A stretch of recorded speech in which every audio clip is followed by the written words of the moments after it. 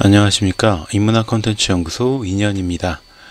이번 시간에는 우리가 몰랐던 삼국시대에 대한 이야기를 좀 풀어드리는 그런 시간을 갖도록 하겠는데요. 먼저 목차를 좀 같이 살펴보도록 할게요. 먼저 첫 번째 시간, 오늘은 정말 삼국시대가 맞느냐 라는 점에 대한 이야기를 좀 하고요. 그 다음에 다음 시간에는 끝없는 분열의 시대에 대해서, 그리고 세 번째 외래 문화에 흔들린 시대, 그 다음에 네 번째 백제는 어디에 있었나를 가지고 여러분께 설명해 드리는 시간을 갖도록 하겠습니다. 자, 그러면 첫 번째, 정말 삼국시대가 맞느냐라는 것에 대한 이야기를 좀 해볼까 해요. 자, 우리가 흔히 삼국시대라고 이야기를 하는데요. 학교에서부터 오랜 기간 우리는 그렇게 교육을 받았어요. 그래서 고조선, 삼국시대, 통일신라시대, 고려시대, 조선시대 이렇게 이루어진다, 우리 역사가. 그런데 삼국시대를 삼국시대라고 부르는 근거는 과연 무엇이냐 라는 걸 우리가 한번 생각해 봐야 되겠습니다. 고구려, 백제, 신라 하고 함께 있었던 나라가 있었죠. 바로 가야라는 나라였어요. 가야는 왜 삼국시대에서 빠지게 됐을까요? 그리고 사실 주몽이 도망쳐 나온 부여라는 국가가 있었죠.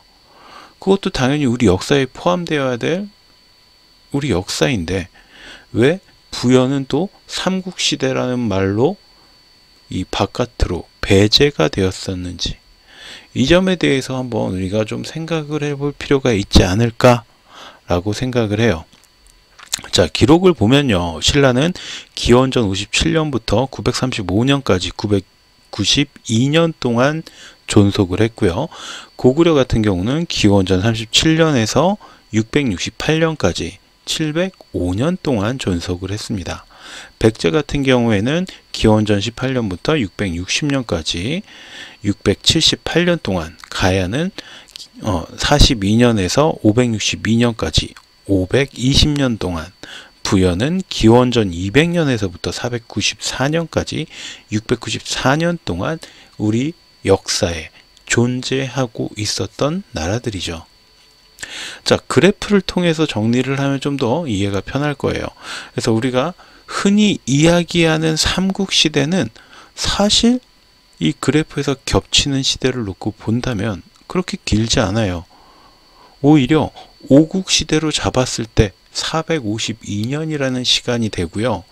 그리고 삼국시대로만 잡으면 98년, 사국시대, 그러니까 부여를 빼고 가야까지 포함한 사국시대라고 하면 68년이 됩니다. 자, 그러니까 이것들을 물론 다 합치는 게 가장 좋죠.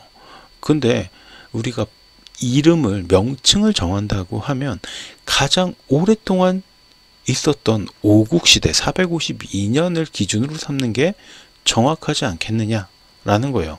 아니면 하다못해 거기서 플러스 68년으로 넘어가는 사국시대라고 해야죠.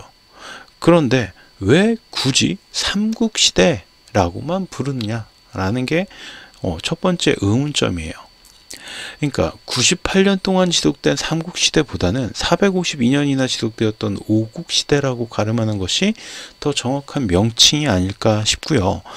또 신라에 의한 삼국통일이라는 말, 이것도 굉장히 어색한 표현이에요. 우선 고려는 668년 나당 연합군에 의해서 함락이 됐죠.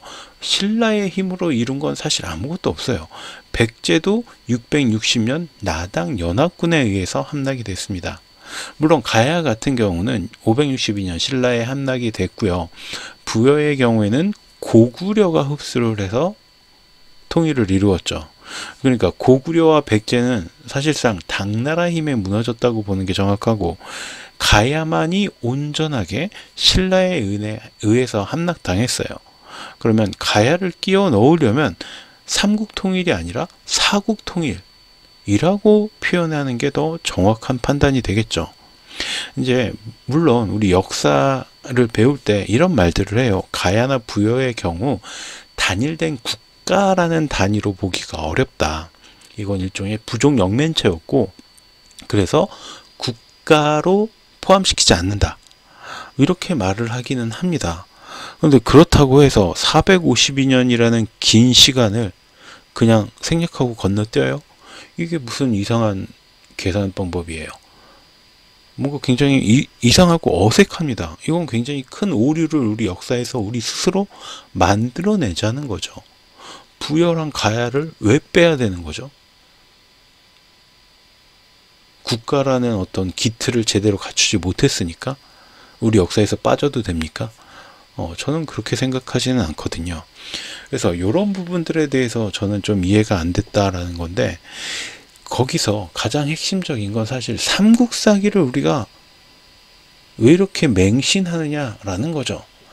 이 역사서라는 게 결국 누가 쓰는 거예요? 사람이 쓰는 거고요. 특히나 대부분 승자의 위치에서, 승자의 눈높이에서, 시각에서 쓰여지게 됩니다. 자, 이 오국의 생성에서 멸망까지의 기간이 그럼 또 확실한지, 삼국사기에 나와 있는 내용을 바탕으로 했을 때 그게 확실하냐? 라는 것도 우리가 생각해 봐야겠죠. 우리가 삼국사기 하니까 삼국시대라고 받아들이는 경우들이 굉장히 많아요.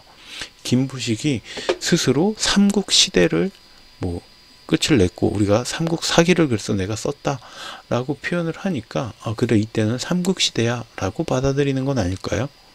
그럼 이 김부식이 쓴 삼국사기는 우리가 과연 얼마나 신뢰할 수 있느냐 라는 질문을 또 던져볼 수 있겠죠.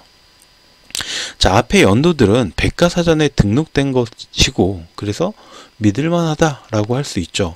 근데 이 백과사전 역시 뭘 참고로 했어요? 김부식의 삼국사기에 남겨진 기록을 바탕으로 작성이 됐습니다.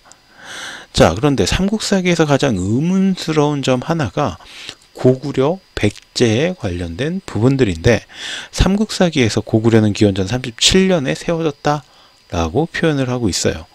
그런데 중국 후한 시대의 역사서인 한서 지리지에는 기원전 107년에 현토군은 호가 45,006개이고 장정이 22만 1845명이었다.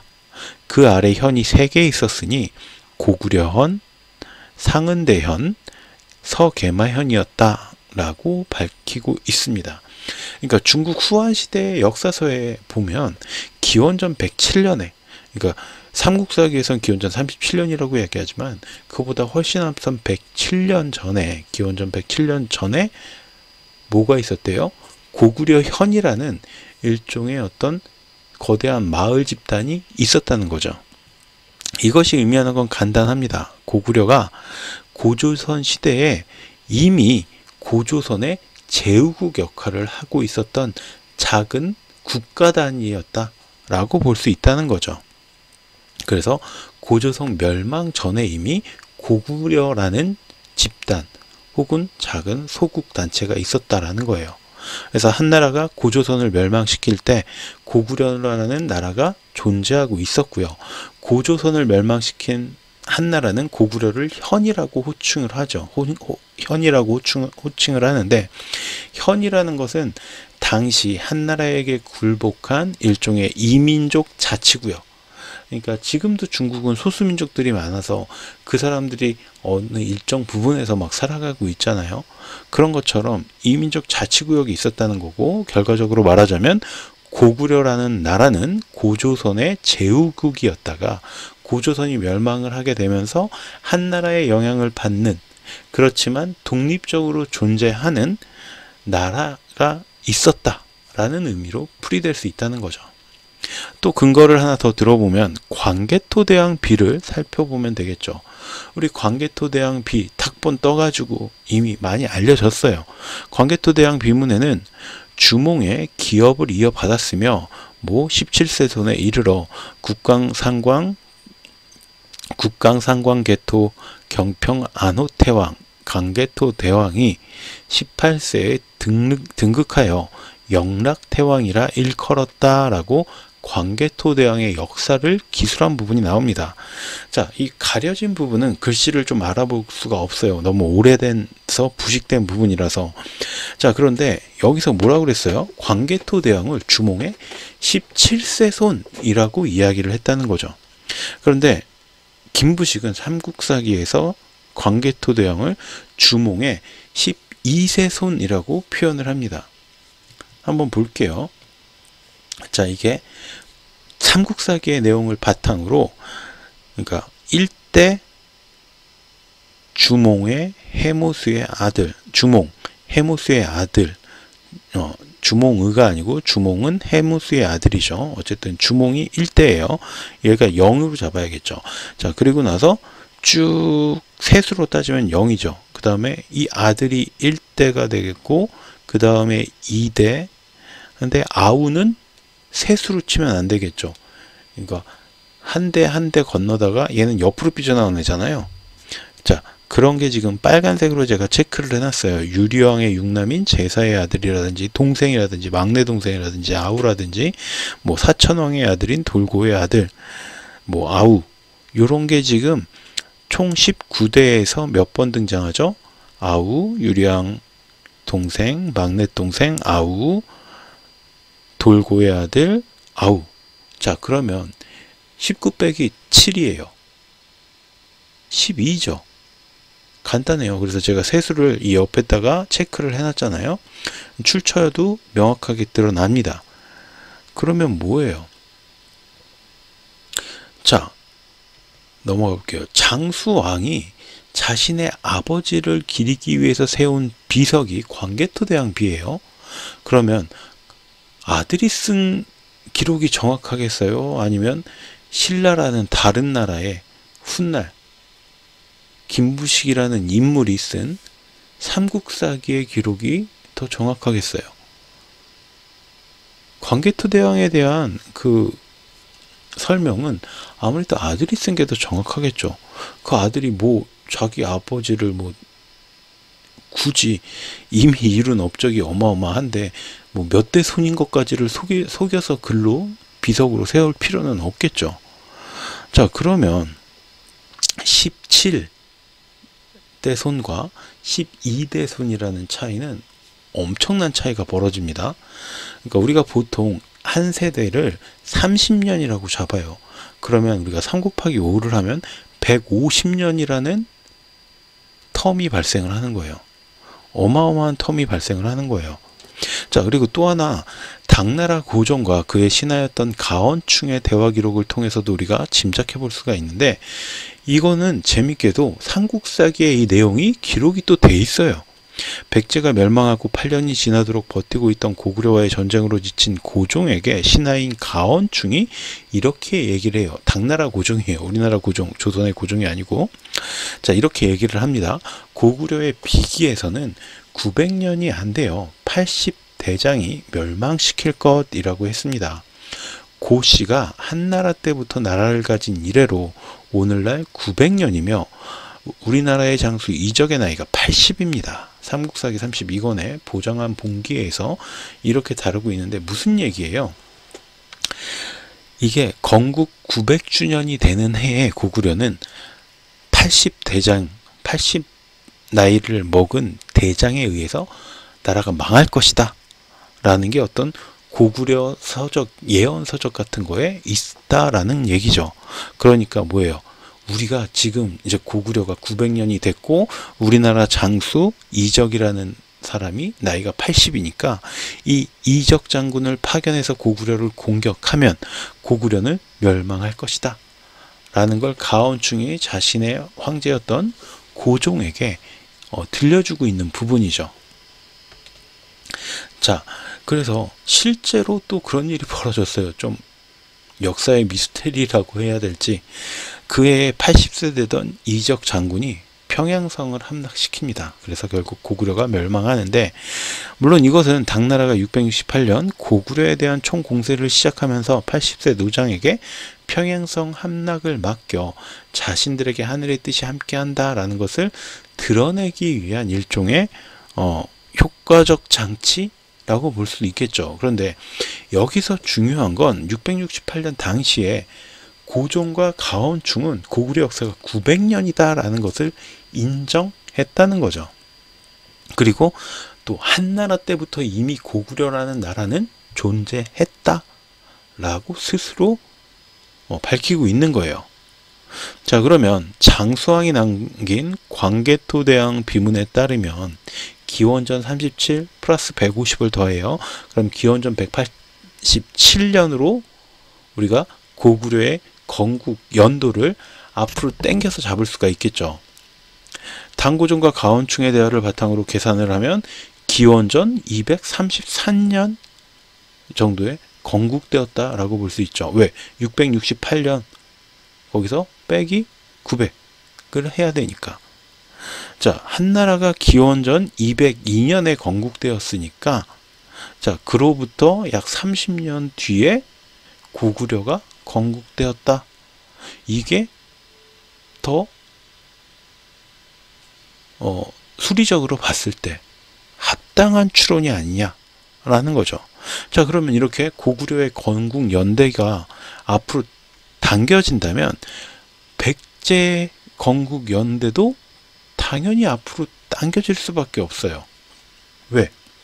주몽에게서 벗어나서 그 아들들이 세웠던 나라가 바로 백제잖아요. 비류와 온조가 주몽에게서 벗어나서 유리가 왕이 되니까 우리는 여기서 못 살겠어라고 뛰쳐나가서 세운 게 백제였어요. 그럼 당연히 앞으로 같이 당겨질 수밖에 없겠죠. 주몽이 훨씬 이전 시대 사람이면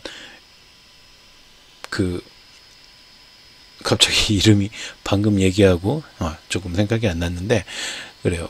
비류와 온조가 그 아들이잖아요. 그럼 주몽과 아들 사이에 150년이라는 뭐 격차가 존재한다는 건 말이 안 되죠.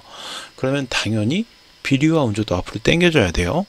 그러면 김부식이 그럼 왜 150년이라는 시간을 날려버렸느냐에 대해서도 우리가 생각을 해봐야 돼요. 자, 바로 신라의 역사를 더 강조하고 싶었기 때문이 아니었겠느냐 라는 거죠. 김부식은 삼국사기에서 신라는 기원전 57년에, 고구려는 기원전 37년에, 백제는 기원전 18년에 건국되었다고 기록하고 있어요. 그러니까 신라가 고구려 백제보다 더 원조가 되는 국가다 라는 것을 강조하고 싶었던 것으로 우리가 해석해 볼 수 있다는 거죠. 김부식의 뿌리를 살펴보면 그는 신라의 핏줄이라고 할 수가 있는데, 신라가 망할 무렵 그의 증조부 위영이 고려 태조에게 귀의해서 경주 지방의 행정관으로 임명이 되었고, 그 후 김부식의 가족들은 모두 경주에 기반을 두고 살고 있었습니다. 게다가 그는 40대에 송나라에 유학을 가서 송나라 황제인 휘종에게 융숭한 대접을 받으면서 역사서인 자치통감을 선물로 받게 돼요. 그리고 나서 나도 이런 역사서를 한번 써봐야겠다 라는 생각을 가지고 역사서를 쓴 게 바로 삼국사기예요. 즉 신라인의 핏줄이자 중국에 대한 어떤 사대주의적인 사상이 있던 김부식이 바로 만든 역사서가 삼국사기인데, 이 자체도 사마천에 썼던 사기의 형태를 그대로 본떠서 봉기 28권, 지 9권, 표 3권, 열전 10권으로 구성을 합니다. 물론 김부식이 혼자 삼국사기를 만든 건 아니었겠지만 고려시대에 물론 많은 지원이, 고려 왕조에서도 지원이 있었을 거예요. 그가 주도적인 역할을 했던 사람인 것은 또 분명하죠. 그런 그에게 신라는 물론 중국의 한나라보다도 오랜 역사를 지닌 고구려와 백제가 있다? 이건 인정할 수 없는 사실이었을 거다라는 게 어떤 합리적인 추론이 아닐까 싶어요. 이러한 그의 가치관은 결국 고구려가 멸망하고 30년 만에 다시 세워진 발해의 건국에 대해서도 삼국사기에서는 단 한 차례도 언급하지 않습니다. 왜? 신라인들은 발해를 이미 자신들의 땅이라고 생각하지 않았던 거예요. 저 북쪽에 있는 발해? 거기는 우리 땅 아니야 라고 받아들이고 있었다는 거죠. 자, 이렇게 해서 이번 시간에는 우리가 삼국시대 하는데 이게 과연 정확한 표현이냐에 대한 의문점을 한번 가져보는 시간, 그리고 우리가 삼국시대로 받아들이고 있는 가장 유효한 근거 중에 하나인 김부식이 썼던 고려의 김부식이 썼던 삼국사기에 과연 그 삼국 사기는 역사적으로 혹은 진실성이 있는 역사서인가? 라는 점에 대한 의문점, 그리고 왜 우리가 삼국사기를 의심해 봐야 되는지에 대한 이야기 같은 것들을 좀 잠깐 나눠 보았습니다. 자, 그럼 다음 시간에는요, 끝없는 분열의 시대라는 것을 주제로 이야기를 또 풀어가 보도록 하겠습니다. 네, 수업 들어주시느라 고생 많으셨고요. 저는 또 다음 강의에서 뵙도록 하겠습니다. 좋아요와 구독도 부탁드립니다. 감사합니다. 안녕하십니까. 인문학 콘텐츠 연구소 인현입니다.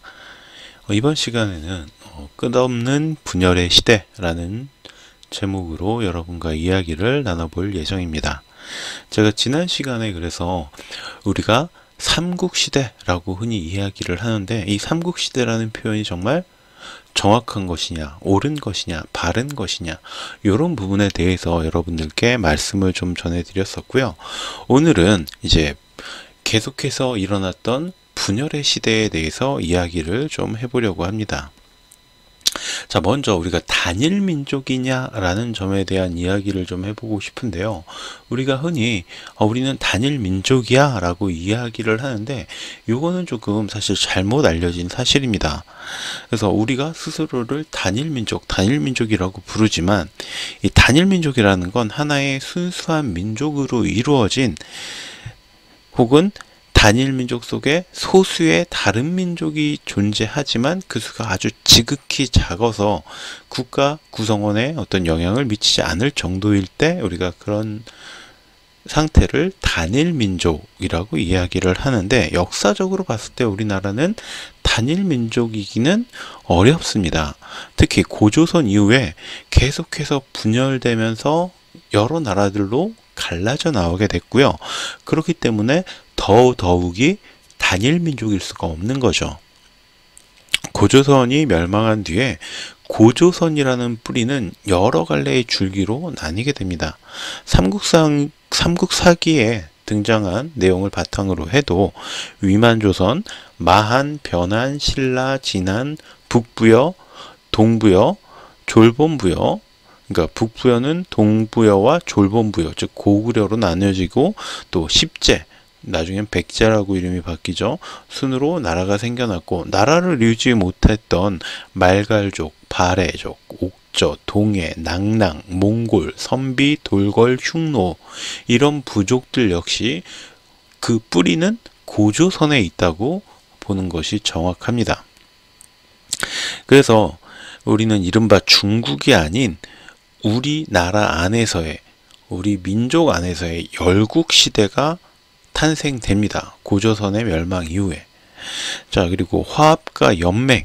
자, 그럼 이렇게 분열됐던 나라들이 각각의 이해관계에 따라서 화합을 맺기도 하고 연맹을 맺기도 하고 또 적대적인 관계를 맺기도 하는데, 우선 통일을 이룩한 신라를 기준으로 좀 보자면 육마을 연맹으로 시작해서 박혁거세 계열의 이주민이 거기에 더해집니다. 그리고 진안에 있던 사람들이 더해지고요. 석탈의 계열의 이주민들이 더해지고요. 기말지 계열의 이주민이 더해지고요. 나중에 가야를 흡수통일하면서 가야계 이주민들이 더해져요. 자, 이렇게만 봐도 벌써 몇 개의 부족이 합쳐진 거예요. 자, 6연맹 있었어요. 6마을 연맹. 얘네들을 하나의 부족으로 볼 것이냐, 6개의 부족으로 볼 것이냐, 뭐 그것도 약간의 논란의 여지는 있지만, 어쨌든 이 6개의 부족 자체는 그냥 하나로 보자고요. 자, 그러면 거기에다가 박혁거세가 자신을 따르는 세력을 이끌고 여기에 합류했고, 진안이 합류했고요. 석탈에게가 또 자신을 따르는 사람들을 데리고 와서 여기에 합류합니다. 기말지가 또 자신을 따르는 사람들을 데려와서 합류하고 가야가 합쳐져요. 그럼 벌써 몇 개예요? 6개죠. 그렇기 때문에 이미 통일을 이룩한 신라는 통일을 이룩한 신라는 그 전에 6개의 연맹체였다라고 보는 게 맞고, 그리고 나서 신라가 이제 통일을 이루잖아요. 그러면 고구려계와 백제계까지 포함이 됩니다. 그러면 이건 벌써 몇 개예요? 6에다가 2를 더했어요. 8개 부족이죠. 자, 이렇게 해서 당나라와 이제 맞서 싸우는 그런 그림을 나중에 그리게 됩니다. 자, 그리고 고구려 같은 경우는 5부족 연맹으로 시작을 했고요. 옥저와 동부여, 낙랑을 통합했어요. 그럼 벌써 몇 개예요? 5부족 연맹을 하나로 잡고 옥저, 동부여, 낙랑 4개죠. 백제의 경우에는 잠시 나뉘었던 비류와 온조, 비류와 온조가 각각의 나라를 따로 세워요. 그러다가 나중에 합쳐지는데, 어쨌든 그 세력을 하나로 그냥 잡고 마한, 중국 해안 지역, 그 다음에 외까지 끌어들이는 일종의 연합체를 구성해요, 백제는. 자, 그렇기 때문에 이것도 뭐 단일 민족이다 라고 보기는 당연히 어렵겠죠. 자, 그런데 이렇게 돼서 화합과 연맹을 통해서 세를 불리던 삼국이 더 이상 확장을 하지 못하고 700년 가까운 시간 동안 분열과 전쟁을 이어나가기 시작해요. 거기에다가 이제 중국에서 들어오는 사고 체계들, 유교나 불교나 도교 같은 것들이 어떤 중국의 문화를 대표하는 것들이라고 할 수가 있어요. 이런 것들이 들어오고 이런 것들을 특히나 고위층에서 받아들이게 됩니다. 그러면 고위층에서 받아들이면 이거는 밑에까지 퍼지는데 그렇게 어렵지 않아요. 문제는 이게 이제 자기 비하와 사대주의로 연결이 되었다는 거죠. 그래서 우리 거는 별 볼 일 없고 중국계 최고야, 뭐 이런 식의 의식들이 점점 자라나기 시작했다는 거죠. 그래서 서로 중국의 문물을 받아들이기 위해서 경쟁을 하는데, 물론 이건 당시에 어떤 상황도 있어요. 우리 민족이 고구려 이후에 이렇게 나눠져서 서로 경쟁을 하고 전쟁을 벌이고 하는 와중에 중국이라는 거대한 땅덩어리를 지닌 어떤 강대국이 있다 보니까 계속해서 그쪽에 도움을 얻어내기 위해서, 혹은 그쪽에서 어떤 그쪽이 다른 쪽 편을 들지 않게 만들기 위해서 계속해서 친밀한 관계를 이어가게 되는 겁니다. 그렇잖아요. 우리가 지금 셋이서 싸우고 있는데 가야까지 쳐서 뭐 넷이서 싸우고 있든, 아니면 그 전에 있었던 뭐 졸본부여, 그냥 뭐 부여라고 할게요. 부여까지 해서 뭐 5개였던 간에 어쨌든 이렇게 각각의 세력이 치고받고 싸우다 보니까 옆에 있는 덩치 큰 나라와 굳이 척을 질 필요는 없잖아요. 그러다 보니까 이쪽하고 어떤 관계를 좋게 맺기 위해 노력하다 보니까 이쪽에 눈치를 이제 살피게 되는 거예요. 점점 이렇게 변화했다는 거죠. 이런 현상은 삼국이 통일되고 고려와 조선까지 나라가 바뀌어도 변치 않는 의식으로 남게 됩니다. 그러니까 이게 그때부터 시작되면서 점점 계속 대를 이어지면서 더 이런 사대주의가 심화됐다는 거예요. 따라서 사람들이 삼국시대 이전의 우리 역사에 대해서 굉장히 무관심하게 되었고요. 역사의 어떤 전통성이 중국에 있어 라고 생각하는 사람들이 많아지게 되었다는 거죠. 자, 이것은 다시 우리 문화에 대해서 우리 스스로가 우리 거는 별로 보잘게 없어 라는 잘못된 가치관, 인식, 편견을 갖게 만들었다라는 거죠. 자, 그럼 신라가 삼국을 통일했기 때문에 어떤 문제점이 생겼느냐? 자, 이런 인식들이 점점 발전하게 됐던 그 배경에는 백제, 고구려, 신라 순으로 이루어졌던 전성기 문제도 있어요. 전성기를, 우리가 삼국의 전성기를 한번 좀 각각 비교를 해본다면, 우선 해로를 점령하면서 중국과 교역을 시작했던 백제가 가장 먼저 전성기를 맞게 됩니다. 우리가 백제라고 생각하면은 고구려나 신라에 비해서 조금 낮추어 보는 경향이 있는데, 그렇지 않아요. 백제가 일종의 해상왕국이었어요. 그렇기 때문에 이 해로를 완벽하게 장악했던 게 백제예요. 그러니까 당연히 중국과 우리가 황해라고 하죠. 이 부분을 왔다 갔다 하면서 교역을 해서 가장 쉽게 우리가 동해 혹은 황해라고 하는데 이 부분을 통해서 교육을 가장 쉽게 이뤄냈던 게 백제고, 당연히 이 중국에서의 어떤 문물 같은 것들을 직수입을 해와가지고 재빠르게 퍼뜨렸던 것도 백제예요. 그래서 가장 큰 전성기를 맞게 됐던 거죠. 그리고 고구려 같은 경우에는 육로 때문에 중국하고 사이가 좋았다가 틀어졌다가 계속 이렇게 싸우기도 하고 또 다시 손을 잡고 동맹을 맺기도 하고, 그러다 보니까 백제보다는 조금 한 발 늦게 아무래도 이렇게 배로 왔다 갔다 하는 것과 육로를 통해서 이렇게 옛날에 그 교통시설도 별로 좋지 않을 때 이렇게 삥 돌아서 오는 거는 시간적 차이도 있었겠죠.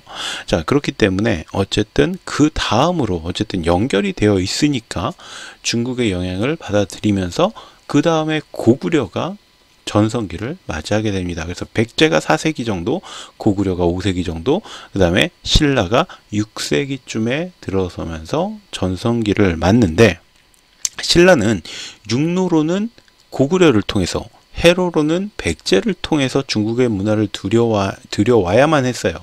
그래서 신라가 가장 신경 썼던 게 한강 유역을 자기네가 확보하는 거예요. 자, 한강을 확보하면 뭐가 돼요? 자, 광화도 쪽으로 해가지고 배가 들어와서 한강을 따라 내려와서 거기서 교역이 일어날 수 있고 문화를 받아들일 수가 있겠죠. 이 신라가 삼국을 통일하게 됐던 계기가 뭐냐면 그거죠.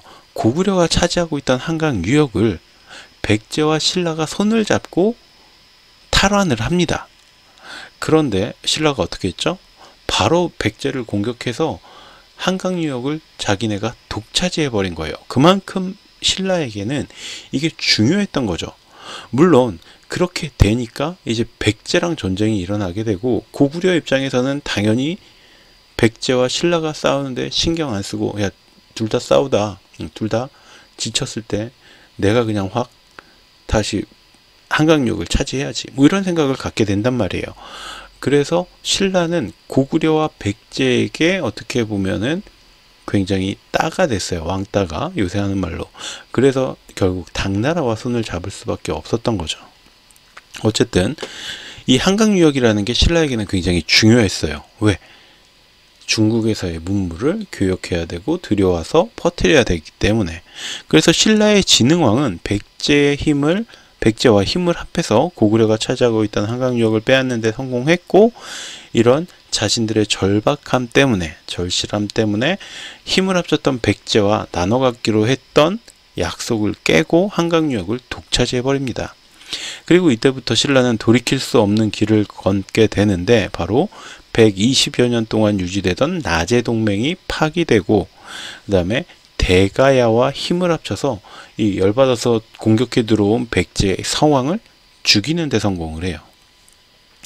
자, 백제의 입장에서는 이제 어때요? 뒤통수 맞았고 우리 왕도 죽었어요. 그러면 신라하고는 더 이상 어떻게 뭐 사이가 좋을래야 좋을 수가 없는 거죠. 그래서 끊임없이 전투가 벌어지고 전쟁이 일어나는데요. 그 와중에 김춘수의 딸 고타소와 그의 남편이자 대야성의 성주였던 김품석이 죽는 일이 발생을 해요. 자, 그러니까 이제 신라에서도 쉽게 흔히 하는 얘기로 눈이 돌아버려요. 그래서 김춘추는 백제의 위협에서 벗어나고 딸의 복수를 하기 위해서 고민을 하죠. 그런데 신라가 백제하고 1대1로 싸웠을 때 이길 수 있느냐? 그럴 능력은 아직 부족한 상태였다는 거죠. 그래서 먼저 고구려를 찾아갑니다. 그래서 동맹을 제안하죠. 고구려 입장에서는 어이없죠. 자기네가 차지하고 있던 한강 유역을 뺏어가 놓고 자기네랑 다시 손잡고 백제랑 싸워달라니 말이 안 되잖아요. 연개소문이 어떤 인물이에요? 굉장히 과격하고 좀 마초 같은 이미지의 인물이죠. 당연히 연개소문은 얘가 무슨 김춘주가 찾아와가지고 그렇게 얘기를 하니까, 야, 그렇게 우리랑 손잡고 싶으면 니네 한강 유역을 우리에게 돌려줘 라고 해요. 신라의 입장에서는 이거는 말도 안 되죠. 신라가 왜 백제하고 지금 전쟁을 벌인 거예요? 한강 유역을 독차지하고 싶기 때문인데, 그걸 다시 내놔라? 김춘추는 그거는 말이 안 된다고 생각을 합니다. 자, 그러니까 연개소문은 어떻게 해요? 김춘추를 감옥에 가둬버립니다. 자, 근데 우여곡절 끝에 김춘추는 이 감옥에서 빠져나왔고, 자, 이제 그럼 갈 데는 어디밖에 없어요. 고구려도 안 돼요. 백제하고는 전쟁 중이에요. 갈 곳은 당나라밖에 없었던 거예요. 그래서 당나라에 가서 동맹을 요청하는데, 당나라 같은 경우에는 좋아요. 고구려하고 계속 여러 번 크고 작은 싸움이 있었는데 그때마다 고구려를 넘지 못했어요. 당나라는 그럼 신라랑 손을 잡자 라고 생각을 하게 되죠. 그리고 나당 동맹을 결국 일으키게 되고, 나당 연합군은 마침내 백제를 멸망시키고 8년 후에는 고구려마저 멸망시키는 이런 단계를 밟아가게 되었다라는 게 이제 우리 역사의 흐름인 거죠. 문제는 이처럼 고조선 시대부터 이어져 오던 우리끼리의 어떤 세력 다툼에 이민족 세력을 끌어들였다는 거죠. 자, 고조선 이후에 여러 부족으로 나뉘긴 했어도 어쨌든 고구려의 후손이라는 어떤 동질성을 가지고 있었던 그런 민족들의 싸움에서 중국의 당나라라는 정말 이쪽은 외세죠, 외세. 외세를 끌어들였다라는 게 굉장히 어떻게 보면 우리 역사에서 참 안타까운 일이에요. 당연히 당나라는 이제 백제도 치고 고구려도 멸망했어요. 신라만 먹으면은 한반도가 자기네 땅이 된다라고 생각할 수밖에 없겠죠. 그래서 한반도 전체를 자신들의 세력권으로 만들려고 했고요. 그러자 신라는 이제 그제서야 야, 우리가 저 중국 놈들한테 우리 땅을 뺏겨서야 되겠냐? 라고 고구려와 백제의 유민들, 나라를 잃었던 그런 백성들을 다 설득을 합니다.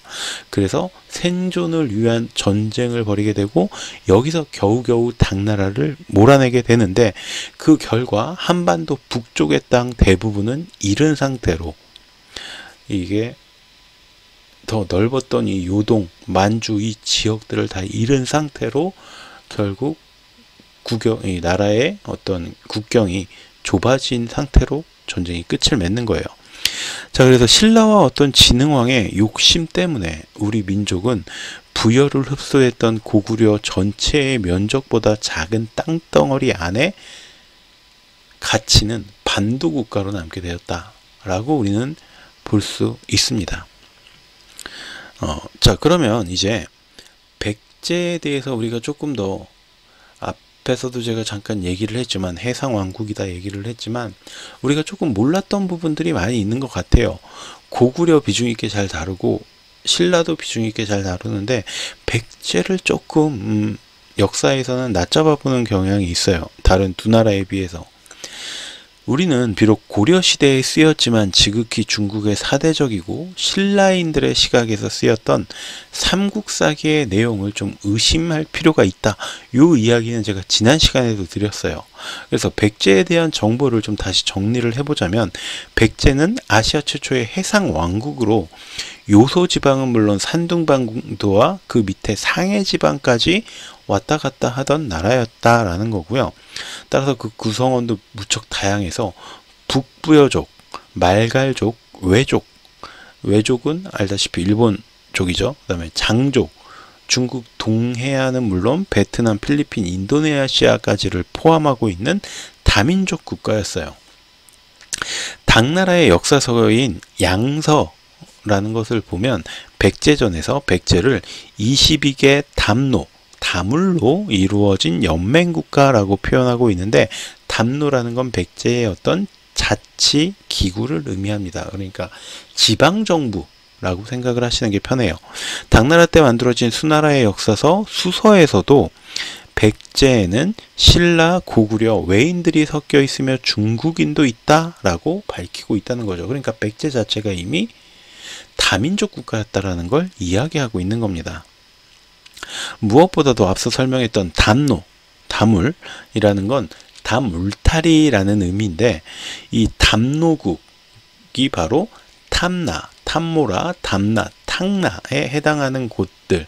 그러니까 옛날에 우리 제주도를 탐나국이라고 했죠. 그래서 제주도를 포함해서 일본, 외와 중국 북부의 요서지방, 남부의 광서성 이런 곳들이 포함이 되고 타이완이나 스리랑카까지도 백제의 강역이었다라는 거죠.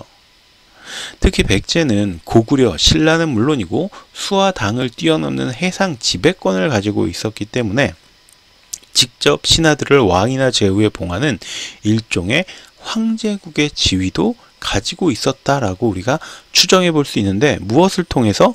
송서, 남제서 이런 중국의 역사서에서 백제 왕이 신하를 왕이나 제후 위에 봉한다. 그러니까 백제 왕이 자신들의 신하를 왕으로 또 봉했다라는 건 뭐예요? 백제 왕이 아니라 백제 황제였다라고 우리가 생각하는 게 더 타당하다라는 거죠. 백제는 옛 동이로부터 시작되어 마한에 속한다. 진나라 말기 고구려가 요동을 공격하자 낙낙, 백제 역시 요서의 진편형을 차지했다. 중략하고요. 백제는 고마라고 부르는 도성을 다스리며 지방읍을 담노라고 부르는데 중국의 9년과 같다.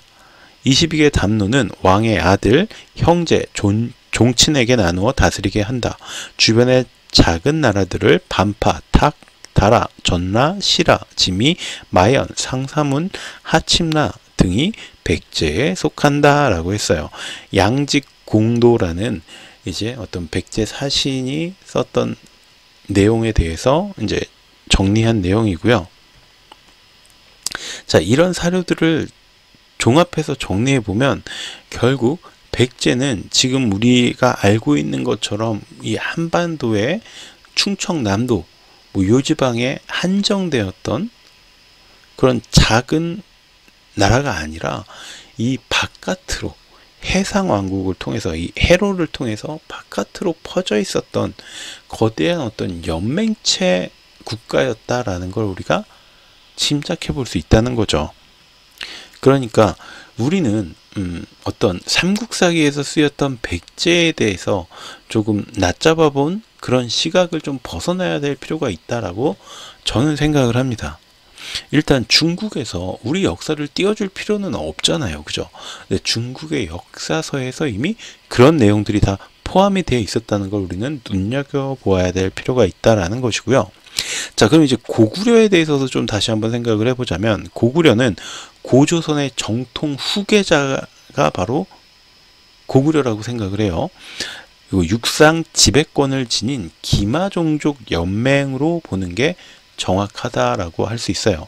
그러니까 백제가 해상을 통한 어떤 연맹체였다면 고구려는 기마민족들의 연맹체였다라고 볼 수 있는 거죠. 그래서 우리가 흔히 말하는 삼국의 경쟁은 결국 고조선의 후계자라는 주도권을 되찾기 위한 경쟁인데, 여기서 가장 정통성에 부합했던 게 고구려고, 그리고 이것을 뒤따라오는 백제를 견제하는 게 고구려였다라고 보는 거죠.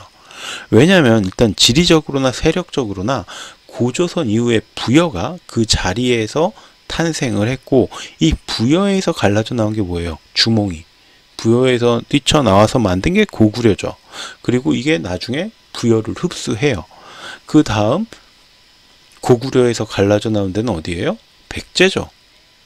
그래서 비류와 온조가 만든 백제, 이런 정도를 우리가 어떤 고조선의 후예 국가들로 정리해 볼 수 있다라는 겁니다. 어쨌든 이런 고구려는 지리적인 한계로 인해서 끊임없이 주변국을 공략하는 모습을 보입니다. 그러니까 지리적 한계라는 건 뭐냐면, 이 북쪽에, 우리 지금 저 북쪽을 보면 대부분이 산악지형이 많아요. 그래서 농지가 부족해요. 그러면 농지가 부족해서 농사를 짓기가 어려워요. 근데 일단 땅덩어리는 좀 크고 인구도 좀 있었어요. 그러면 선택할 게 뭐가 있어요? 주변국의 공물을 받아내는 거죠. 주변을 공격해서 거기서 뺏어오는 거죠. 그거밖에 없어요. 그래서 후에 그 자리를 차지한 몽고족이나 여진족 같은 나라들이 중국이나 한반도를 끊임없이 침략했던 이유가 그거예요. 북쪽이에요. 기후가 추워요. 그리고 산이 많아요. 농사 짓기가 어렵다는 거죠. 그래서 끊임없이 그 훗날에 고구려가 사라지고 그쪽 지역을 차지했던 뭐 거란족, 여진족, 몽골족 뭐 이런 애들이 끊임없이 중국을 쳐들어가서 공격을 하고 한반도를 쳐들어와서 공격을 하고 했던 이유가 자기네들이 먹고 살기 위해서였다라고 생각하는 게 가장 정확한 추측이고요. 그러나 이제 7세기 경에 이르러서는 주변국에 대한 공세에서 수세적인 주도권 경쟁을 선택하는데 그게 바로 천리장성의 축조라는 겁니다. 주변국에 대한 공세를 멈추고 수세로 돌아선 세력들은 멸망을 맞이하는 경우가 많은데 가장 대표적인 것이 진나라와 시황제입니다. 진시황이 중국 대륙을 통일하죠. 그리고 스스로 황제라고 칭해요. 최초의 황제다. 그래서 시황제잖아요. 무소불위의 권력을 지녔는데 북방 흉노족의 침탈이 계속 이어지자 만리장성을 쌓고 이제 이 안으로 넘어오지 못하게 수비하는 데 치중을 하는 모습을 보입니다. 그리고 나서 기원전 221년 세워진 이 최초의 통일 대제국이 기원전 214년에 만리장성을 쌓으면서 더 이상 뻗어나가지 못하고 멈추게 됐고요. 기원전 210년 그가 죽고 나자 진시황이 죽고 나자 4년 뒤에 멸망을 하게 돼요. 고구려도 마찬가지였어요. 끊임없이 주변국들과 마찰을 통해서 성장했던 고구려가 명나라의 갈등이 심화되면서 계속 안으로 움츠려들기 시작을 했고 장장 16년에 거쳐서 천리장성이라는 걸 쌓아요. 그러면서 이제 우리가 안 넘어갈 테니까 얘도 넘어오지 마. 이게 되는 거죠. 이 천리장성이 647년에 완공이 되었고요. 그런데 그리고 나서 고구려 역시 약 20년 만에 영계소문의 뒤를 이은 아들들이 서로 내분으로 싸우다가 허무하게 이 나당 연합군에게 멸망당하고 말게 됩니다. 안타까운 어떤 역사적 사실이죠. 자, 백제 고구려를 봤으니까 이제 신라에 대한 이야기도 조금 더 추가적으로 하자면 신라는 스스로도 자신들이 삼국을 통일했다라기보다 삼한을 통일했다, 삼한을 통일했다는 표현을 더 자주 씁니다. 삼국사기에서는 삼국통일한 표현 자체가 나타나지 않고 삼국유사, 이련 스님이 썼던 삼국유사에서만 이 삼국통일이라는 표현이 2차례 정도가 등장을 한다고 해요. 대신 삼한통일, 삼국유사에서도 삼한통일이라는 표현만이 자주 등장을 합니다. 왜냐하면 애초에 신라는 고구려를 자신들의 역사와 상관없는 이민족의 땅이다라고 생각했기 때문이에요. 그래서 백제가 차지하고 있던 마한 지역을 점령한 것을 바탕으로 자신들이 차지하고 있던 변한과 진한을 합쳐서 이 세 개의 삼한을 통일했다라고 표현했다는 거죠. 이런 사실은 통일군주이고 고구려를 멸망시킨 문무왕이 아닌 백제를 멸망시킨 태종 무열왕으로 인식하고 있던 당시 신라인들의 표현을 통해서도 확인할 수가 있다는 거죠. 그러니까 통일군주가 신라에서 누구냐라고 했을 때 실질적으로 보면 고구려까지 멸망시킨 문무왕이어야 돼요. 그런데 대부분 신라인들은 백제를 멸망시킨 태종 무열왕이 어떤 통일왕이다, 통일군주다 라고 인식하고 있다는 거죠. 삼국사기를 보면요, 선왕 태종 무열왕께서 백성들의 참혹함을 불쌍히 여겨 귀한 신분임에도 바다를 건너 당나라로 건너가 병사를 요청했다. 선왕께서 비록 백제를 평정했으나 고구려는 미처 멸망시키지 못했는데 과인이 평정을 이루는 유업을 이어받아 마침내 선왕의 뜻을 이루게 되었다. 지금 두 적국은 이미 평정돼 사방이 안정되고 편안해졌다. 라고 문무왕 때 삼국사기의 기록이 나타나는 거예요. 자, 그래서 백제를 평정하고 고구려는 미처 멸망시키지 못한 게 누구다? 태종 무열왕, 김춘추를 이야기하는 거죠. 자, 과인은 어지러운 운을 타고 태어나 전쟁의 시대를 만났다. 서쪽을 정벌하고 북쪽을 토벌하여 영토를 평정했다 라고 또 문무왕 기록에 나오고요. 당나라 중종이 사신을 보내 당태종과 신라 태종 무열왕의 묘호가 같으니 이는 너희들 분수에 넘치는 일이다. 빨리 칭호를 고치라고 지시했다. 이에 대해 신문왕은 신하들과 의논한 뒤 다음과 같이 답변한다. 선왕 춘추의 시호가 우연히 당나라 태종의 묘호와 같다. 그러니 황제의 명을 따르지 않을 수 없다. 그러나 선왕 춘추는 사만 통일을 한 공적이 매우 크다. 우리는 이런 점을 황제께 잘 말씀해 달라라고 신문왕 때 기록이 나옵니다. 그러니까 문무왕 스스로가 어떻게 생각을 했냐면, 앞에서 이 두 내용을 살펴보면 사만을 통일한 거는 내 위의 아버지 태종 무열왕이었고, 나는 이 무열왕이 하지 못했던 마지막 과업을 완수한 정도다라고 생각을 하고 있다라는 것이고요. 그 뒤에 신문왕 역시 어떻게 생각을 해요? 선왕 춘추, 김춘추께서는 사만을 통일한 공적이 매우 크다. 삼국이라고 하지 않아요. 삼한, 마한지난 변한, 이 세 개를 통일한 공적이 매우 크다 라고 대답을 했다라는 거죠.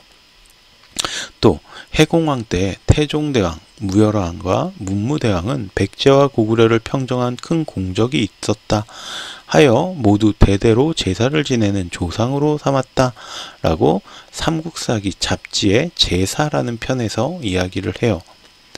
그러니까 태종대왕, 무열왕이 계속해서 핵심 인물로 등장을 하고 있는 거예요. 문무대왕보다 더 앞서서 핵심적인 인물이 누구라는 거예요?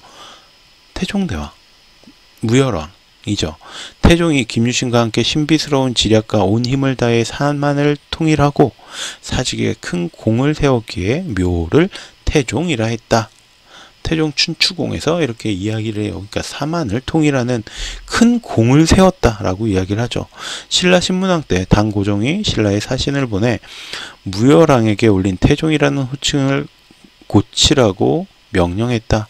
이에 신라왕은 신라는 비록 작은 나라이지만 무열왕이 거룩한 신하 김유신을 얻어 삼국을 통일했기에 무열왕의 묘를 태종이라 한 것입니다 라고 답변한다. 이게 삼국유사에서 등장했던 삼국통일이라는 표현, 아까 제가 말씀드린 것처럼 2번 정도 나온다라고 했죠.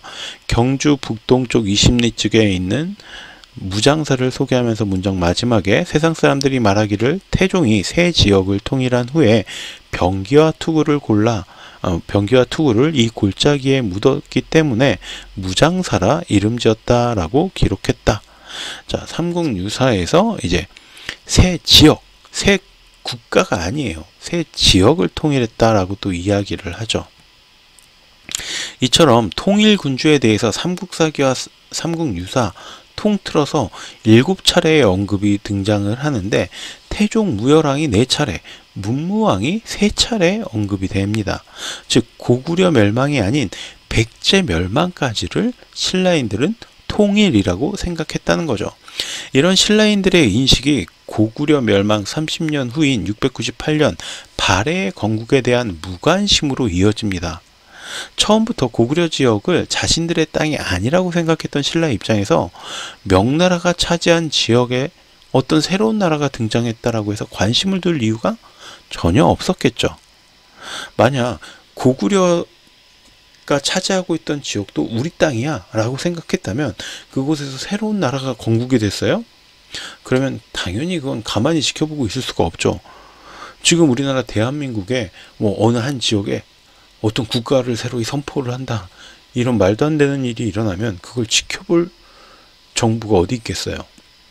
그것도 그 절대 왕권을 지녔던 어떤 왕정 시대인데 말이 안 되죠. 그건 반역이고 반란이에요.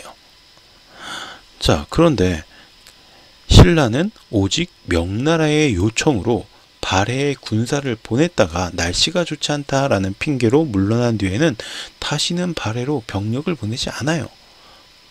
우리랑 상관없어 라고 딱 선을 그은 거죠. 발해는 북부여의 일종인 대조영이 돌궐족과 말갈족을 끌어들여 이룩한 나라예요. 즉 앞서 말했던 고조선과 고구려를 잇는 기마종족 연맹의 뒤를 잇는 나라다라고 볼 수 있는 거죠. 하지만 신라를 이들을 포용하는 게 아니라 배척해요. 니네는 우리랑 달라 라고 인식하고 있었다는 거예요. 이로 인하여 우리 민족은 당시 동아시아에서 배신자로 낙인이 찍히게 됩니다. 오랜 세월 동안 함께했던 세력을 배척했기 때문이죠. 그리고 그들의 힘을 얻어서 중국이 힘을 키워서 일어났을 때 늘 중국의 한족 편을 들어요. 거란족이나 여진족이 고조선 때만 해도 완벽하게 고조선의 어떤 연맹 안에 포함되어 있었던 종족들이에요. 그런데 이게 점점 이쪽 나라가 힘을 잃어갔을 뿐만 아니라 이 나라들을 통일했다는 신라는 고구려를 자기네 민족이 아니라고 판단을 하고 이민족이라고 선을 그어버린 거죠. 그러면서 이 발해가 세워졌지만 발해와 신라는 별도의 종족이 돼버린 거예요. 고구려의 뒤를 이어서 세운 나라이고 그 구성원들 말갈족이나 거란족이나 이런 애들이 다 사실은 기마종족 연맹체에 속해 있던 그 하나의 카테고리 안에 묶여 있던 연맹 종족인데 얘네들이 이제 별개가 돼버리니까 여기서 이제 점차 거란족과 여진족이 빠져나가기 시작했고요. 자, 이제 이쪽은 약해져 버린 거예요. 그러면 당연히 이쪽 입장에서 누구 편을 들겠어요? 지금 잘 나가고 있는 중국 쪽, 한족 편을 드는 거예요. 그러다가 한족이 힘이 약해지면 자기네들이 그걸 먹어버리기도 하죠.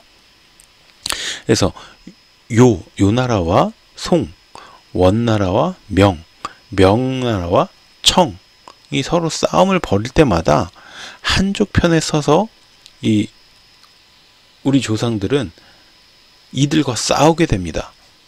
그럼에도 불구하고 스스로를 오랑캐, 동이족이라 불리는 것을 부끄러워하지 않았어요. 중국인들에게 동쪽의 오랑캐라고 불리면서도 우리는 또 우리대로 요나라나 거란족이나 몽고족이나 만주족을 에이 오랑캐들 이렇게 불렀다는 거예요. 이들이 원래는 우리가 같은 연맹체에 있었었고 한족은 전혀 별개의 종족이었는데 어느 쪽 편을 들었어요? 한족 편을 든 거예요. 그러니까 당연히 이쪽 입장에서는 신라 그 이후의 나라들은 배신자가 되는 거예요.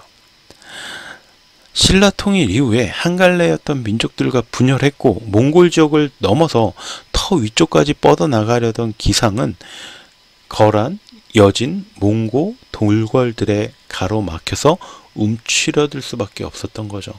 더 이상 올라갈 수가 없어요. 왜?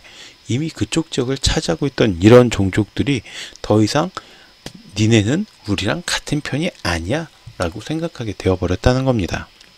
자, 그러면 이쯤에서 또 빠져나갈 수 없는 나라 하나가 있죠. 바로 대진, 발해라는 나라예요. 발해는 고구려의 후예가 세운 나라예요. 그래서 대조영이 이 고구려 유민들과 걸사 비유를 포함한 말갈족, 그 다음에 이진영이 이끌던 거란족을 같이 끌어들여서 형성한 나라예요. 그래서 건국 초기의 대조영은 말갈족 대부분을 복속시켰고 돌궐과 거란과는 연맹체적인 성격을 맺어서 발해라는 나라를 세웠습니다. 그리고 고려 중기 대흠무 시대에 들어서면서 발해는 수도를 남으로 옮기면서 신라를 압박하게 돼요. 그리고 말기에 들어서 흑수 말가를 흡수하면서 중앙 집권적 권력을 강화하죠. 그런데 이 과정에서 다른 부족들이 반발을 하게 돼요. 자, 그 발해의 어떤 핵심 세력은 고구려 유민들이에요. 그렇지만 더 많았던 건 누구예요? 말갈족이나 거란족이나 이런 친구들이 더 많았다는 거죠. 자, 그런데 계속해서 이 소수의 민족인 고구려 유민들이 자신들의 권력 강화를 위해서만 힘을 쓰고 차별 대우를 하니까 제일 먼저 거란이 떨어져 나가요. 그리고 흑수말갈이 또 떨어져 나가죠. 그리고 이렇게 떨어져 나간 거란이 새로운 기마종족 연맹체를 제시하는 거예요. 그게 바로 요나라가 됩니다. 이게 어떻게 된 일이냐? 그러니까 발해에서 떨어져 나간 거란족이 이제 우리 고구려 애들 못 믿겠어가 된 거예요. 발해 애들이 계속 자기네 고려인들만 우대 정책을 하고 우리를 아주 쫄로 보잖아. 우리가 인원도 더 많고 싸움도 더 잘하는데 말이야. 야, 우리끼리 뭉쳐. 이게 바로 거란족이 그때 당시 내세웠던 어떤 가치였다는 거죠. 여기에 밀릴 수밖에 없었어요. 이 시기에 한반도는 후삼국으로 분열되어 있었고 중국 역시 당나라가 멸망하면서 어지러운 시기를 맞고 있었고 이때 거란족이 세운 요나라가 힘을 얻으면서 결국 발해 역시 멸망시켜 버립니다. 자, 이런 발해의 멸망은 단순한 내부적 갈등과 분열만으로 생각할 수는 없어요. 애초에 그 숫자가 적었던 앞에서 이야기했던 것처럼 고구려 유민들이 더 숫자가 많은 말갈족, 거란족을 다스리고 통치하려고 하면서 필연적으로 마찰과 갈등은 발생할 수밖에 없었던 거고 당나라의 주도로 이루어진 고구려와 백제의 멸망 이후에 당나라는 특히 고구려가 다시 일어서는 것을 굉장히 두려워했어요. 그래서 고구려 유민들이 뭉칠 수 없게 각자 떨어뜨려 가지고 분산해서 강제로 이주시킵니다. 물론 발해 건국 이후에 그 소식을 듣고 당나라에서 정한 어떤 거주 지역을 탈출해서 이 발해에 고구려의 유민들이 합류를 속속하기는 하지만 이 거대한 중국이란 땅덩어리를 해서 여기저기로 워낙 넓게 뿌려뜨려 놓으니까 이들이 다시 예전처럼 모이기는 힘들었죠. 이걸 뚫고 발해까지 도착했던 고구려의 유민은 그래도 소수일 수밖에 없었던 거예요.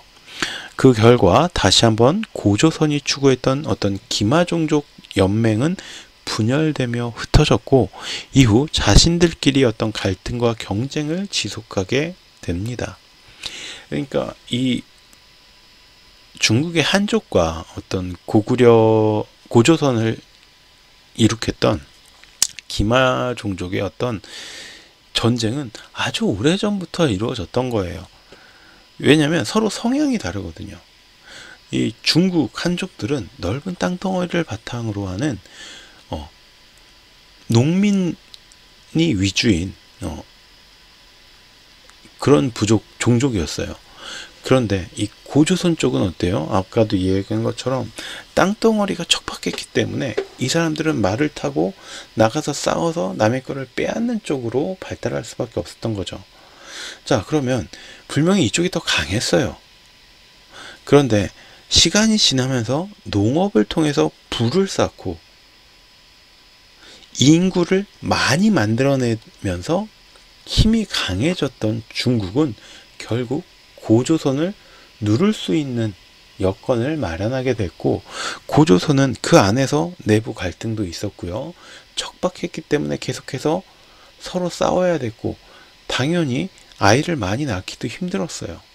그러다 보니까 점차 시간이 지나면서 위축될 수밖에 없었던 거죠. 그래서 결국 한나라가 고조선을 무너뜨리는 결과가 일어났고 그리고 이 고조선은 이후에 다시 여러 나라로 분할이 되는데 이 여러 나라도 힘을 합치지 못하고 오히려 한족 편에 들어서서 한족의 어떤 눈치를 보면서 한족을 떠받들면서 이렇게 시간이 흐르게 되었다라는 겁니다.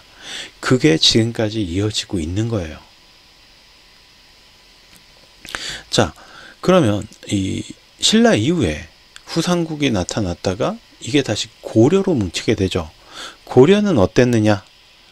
1000년 가까이 지속되던 신라는 엄격한 신분제도로 인해서 인재를 제대로 수급하지 못했고요. 결국 지방 호족들이 힘을 키우면서 나라의 힘이 나뉘어집니다. 이 시기가 바로 신라, 후백제, 후고구려가 힘을 겨루던 후삼국 시대이죠. 이 후백제, 후고구려가 건국되었던 900년, 901년 당시 발해는 아직 멸망하지 않을 때였기 때문에 이것도 어떻게 보면 후사국 시대라고 부르는 게 정확한 명칭이 될 수 있을 거예요. 근데 어쨌든 후백제와 후고구려가 세력을 키워가면서 신라의 힘은 더 약화가 됐고요. 후백제는 이런 신라를 침입해서 경혜왕의 자살을 종용할 정도로 이제 신라의 힘은 정말 별 볼 일이 없어졌어요. 그리고 후고구려의 궁예가 민심을 잃고 누가? 왕건이 새롭게 그 자리에 오르면서 나라를 고려라고 이름을 바꾸게 되죠. 그리고 왕건은 이렇게 힘이 쪼그라들 대로 쪼그라든 신라를 도와줍니다. 백제와는 전혀, 후백제와는 전혀 다른 모습을 보인 거죠. 결국 신라의 경순왕은 우리나라 결국 전쟁 해봤자 사람만 죽고 나라는 결국 뺏기고 망할 거야. 나한테 평소에 잘해주던 왕건에게 나라를 바쳐야겠다라는 결심을 하게 됩니다. 자, 그래서 935년에 신라는 그 경혜왕이 스스로 왕건을 찾아가서 나라를 들어 바칩니다. 항복을 해요. 후백제의 견훤도 후계자 문제 때문에 자신의 아들에게 감금을 당했다가 여기서 탈출해서는 갈 데가 이제 어디 있어요. 신라도 이미 고구려에 흡수가 됐고요. 고려에 흡수가 됐죠. 그래서 고려로 쫓아가 가지고 왕건에게 항복을 합니다. 그러면서 자신이 만든 후백제를 멸망시키는데 앞장을 서요. 자, 이렇게 고려가 후삼국을 통일하기 전인 926년 발해가 멸망하면서 거란족의 힘이 더 커지게 됩니다. 이 시기에 우리는 다시 한번 북방으로 뻗어나갈 수 있는 기회가 있었어요. 바로 거란족에 흡수된 돌궐족, 여진족, 말갈족들을 잘 회유해 보자는 거죠. 자, 아까도 이야기했지만 발해는 뭐가 문제였어요? 소수민족인 고려인들이, 고려 유민들이 더 인원이 많았던 돌궐, 여진, 말갈, 거란 이런 애들을 통치하면서 좀 강압적인 모습을 보였기 때문이다 라고 말씀드렸죠. 그러면 여기서 왕건은 기마 연맹 종족을 다시 한번 재건축해보자 라고 하면서 돌궐, 여진, 말갈족들을 회유했다면 거란족의 커지는 힘을 견제도 하면서 고려의 힘도 더 키울 수가 있었을 거예요. 그런데 여기서 왕건은 어떤 선택을 하게 되느냐? 저쪽과의 연합이 아니라 신라처럼 그냥 우리 독자적으로 나가자라는 걸 선택을 해요. 거란과 마찰을 피하기 위해서였을 수도 있겠죠. 근데 결국 현재 북한의 의주와 항주를 연결하는 천리장성을 쌓으며 다시 수세적인 입장을 보이는 거예요. 우리 여기 안 넘어갈게, 니네도 넘어오지 마가 되는 거죠. 이거 아까 어디서 봤어요? 진시황 때 이런 모습 보았고요. 또 고구려에서 이런 모습 봤죠. 그리고 그 나라들이 어떻게 됐어요? 망했어요. 고구려가 후기에 천리장성을 쌓으면서 안으로 움츠려들었다면 고려는 초기부터 천리장성을 쌓으면서 이제 북쪽은 우리랑 상관없어라고 딱 선을 그어버린 거예요. 이걸 어떻게 지도를 통해서, 이게 구글 지도에서 제가 실제로 그림을 그린 건데, 예전에는 어땠어요? 파란색이 고구려의 천리장성이에요. 이렇게 쭉 해가지고 어떻게 보면 대륙에 있는 한족이 더 이상 이쪽으로 오지 못하게 하기 위해서 싸웠고, 우리도 그래서 저쪽으로 더 이상 넘어갈 수가 없었어요. 근데 고려의 천리장성은 어때요? 벌써 뒤로 확 후퇴를 했고 아예 한반도도 잘려 먹은 거예요. 자, 우리 그쪽으로 안 넘어갈게? 니네도 넘어오지 마. 그럼 이건 뭐예요? 결국 이 사이 지역에 존재했었던 거란족, 여진족, 말갈족 이런 종족들을 다 이민족 취급을 하고 너희랑은 우리는 섞일 수 없어 라고 선을 그어버린 거죠. 결국 이런 고려의 선택은 우리 민족이 다시 한번 기마존족 연맹과 함께 북방을 호령하는 기상, 그걸 포기했다라고 정의할 수 있는 겁니다. 만약에 고구려가 그때 조금만 더 노력을 했다면 아마 옛날 고구려의 천리장성 정도까지는 충분히 차지할 수 있지 않았을까라고 저는 생각을 해요. 물론 거란과 어떤 마찰이 일어났을 수는 있겠죠. 근데 거란이라고 해서 말갈족이나 돌골족이나 이런 친구들을 끊임없이 억누르면서 하는데 어느 정도 힘이 들었을 거예요. 그때 우리가 이런 종족들을 잘 끌어들였다면 어땠을까? 충분히 한번 겨뤄볼 만하지 않았을까? 저는 그런 생각이 좀 들더라고요. 그래서 역사에 만약이라는 건 없습니다. 이미 일어난 일이거든요. 근데 이제 가끔 한 번씩 저는 그런 생각들, 신라가 백제의 뒤통수를 치지 않고 그냥 사이좋게 한강 유역을 나눠 가졌다면 어땠을까? 고구려가 비록 신라가 눈에 가시같이 미웠겠지만 좀 백제와 신라 사이에서 중재를 해줬으면 어땠을까? 그리고 또 고려가 이렇게 천리장성을 쌓고 경계 짓지 않고 그때 당시에 큰 국가를 이루지 못했던 돌궐이나 말갈이나 몽골이나 이런 쪽과 함께 손을 잡았다면 어땠을까? 라는 생각을 저는 하게 됩니다.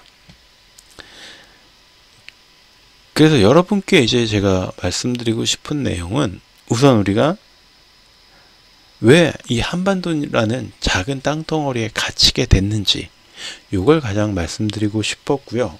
그 다음에 고구려, 백제, 신라가 잘못 선택했던 것들, 그리고 우리가 좀 잘못 알고 있던 것들, 이런 것들을 좀 바로잡고 싶어서 이번 시간에 여러분께 이야기를 드렸습니다.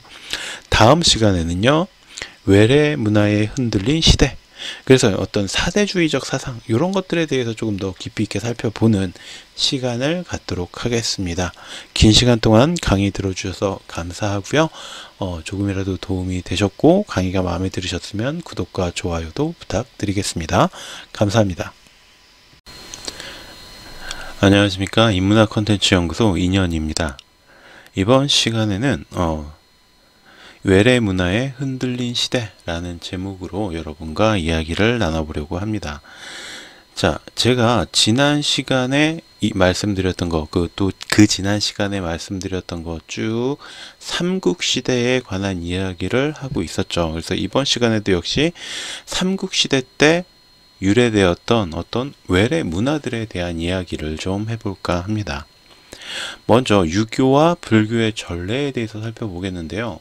자, 유교도 그렇고 불교도 그렇고 우리의 어떤 전통적인 문화라고 할 수는 없겠죠. 이 모든 것들이 다 삼국시대쯤 해서 우리 한반도에 진출을 하게 됩니다. 자, 우리 삼국 혹은 오국시대 라고 불릴 수 있는 이 시대에 한반도에 이런 것들이 들어오게 되는데, 일단 유교 같은 경우에는 춘추 전국시대에 기원전 8에서 기원전 5세기 정도에 난립했던 제자 백가의 사상 중에서 하나인 유가를 뿌리로 하고 있죠. 그래서 은나라에서 시작돼서 주나라로 넘어오면서 더 발전이 돼서 주자학이라고도 이야기를 합니다. 그래서 유교의 경우 한자 문화를 바탕으로 했기 때문에 한반도에 자연스럽게 스며들 수 있었어요. 왜? 당시에 우리도 글자를 뭘로 사용했다? 한자로 사용했기 때문이죠. 자, 반면에 불교는 기원전 5세기에서 탄생한 석가모니 부처의 사상을 뿌리로 하고 있습니다. 그래서 인도에서 중국을 한 차례 건너서 한반도에 전래되었다라고 보는 게 정확하겠고, 문화적 이질감을 극복하는 데 약간의 어려움을 겪게 됩니다. 그래서 유교 같은 경우는 굉장히 자연스럽게 반발 없이 한반도에 진출을 하고 자리를 잡았다면, 불교는 약간의 마찰을 겪으면서 이 한반도에 자리를 잡게 되었다라는 거죠. 일단 문화적 이질감을 지니고 있던 불교는 삼국의 왕권 강화를 위한 수단으로 사용되면서 그리고 나서부터 민간에게 넘어가게 됐죠. 고구려 같은 경우 이제 소수림왕 2년에 전진의 왕 부견이 사신과 함께 승려 순도를 보내어 불상과 경문을 전해주며 불교가 고구려에서 인정을 받게 되는데요.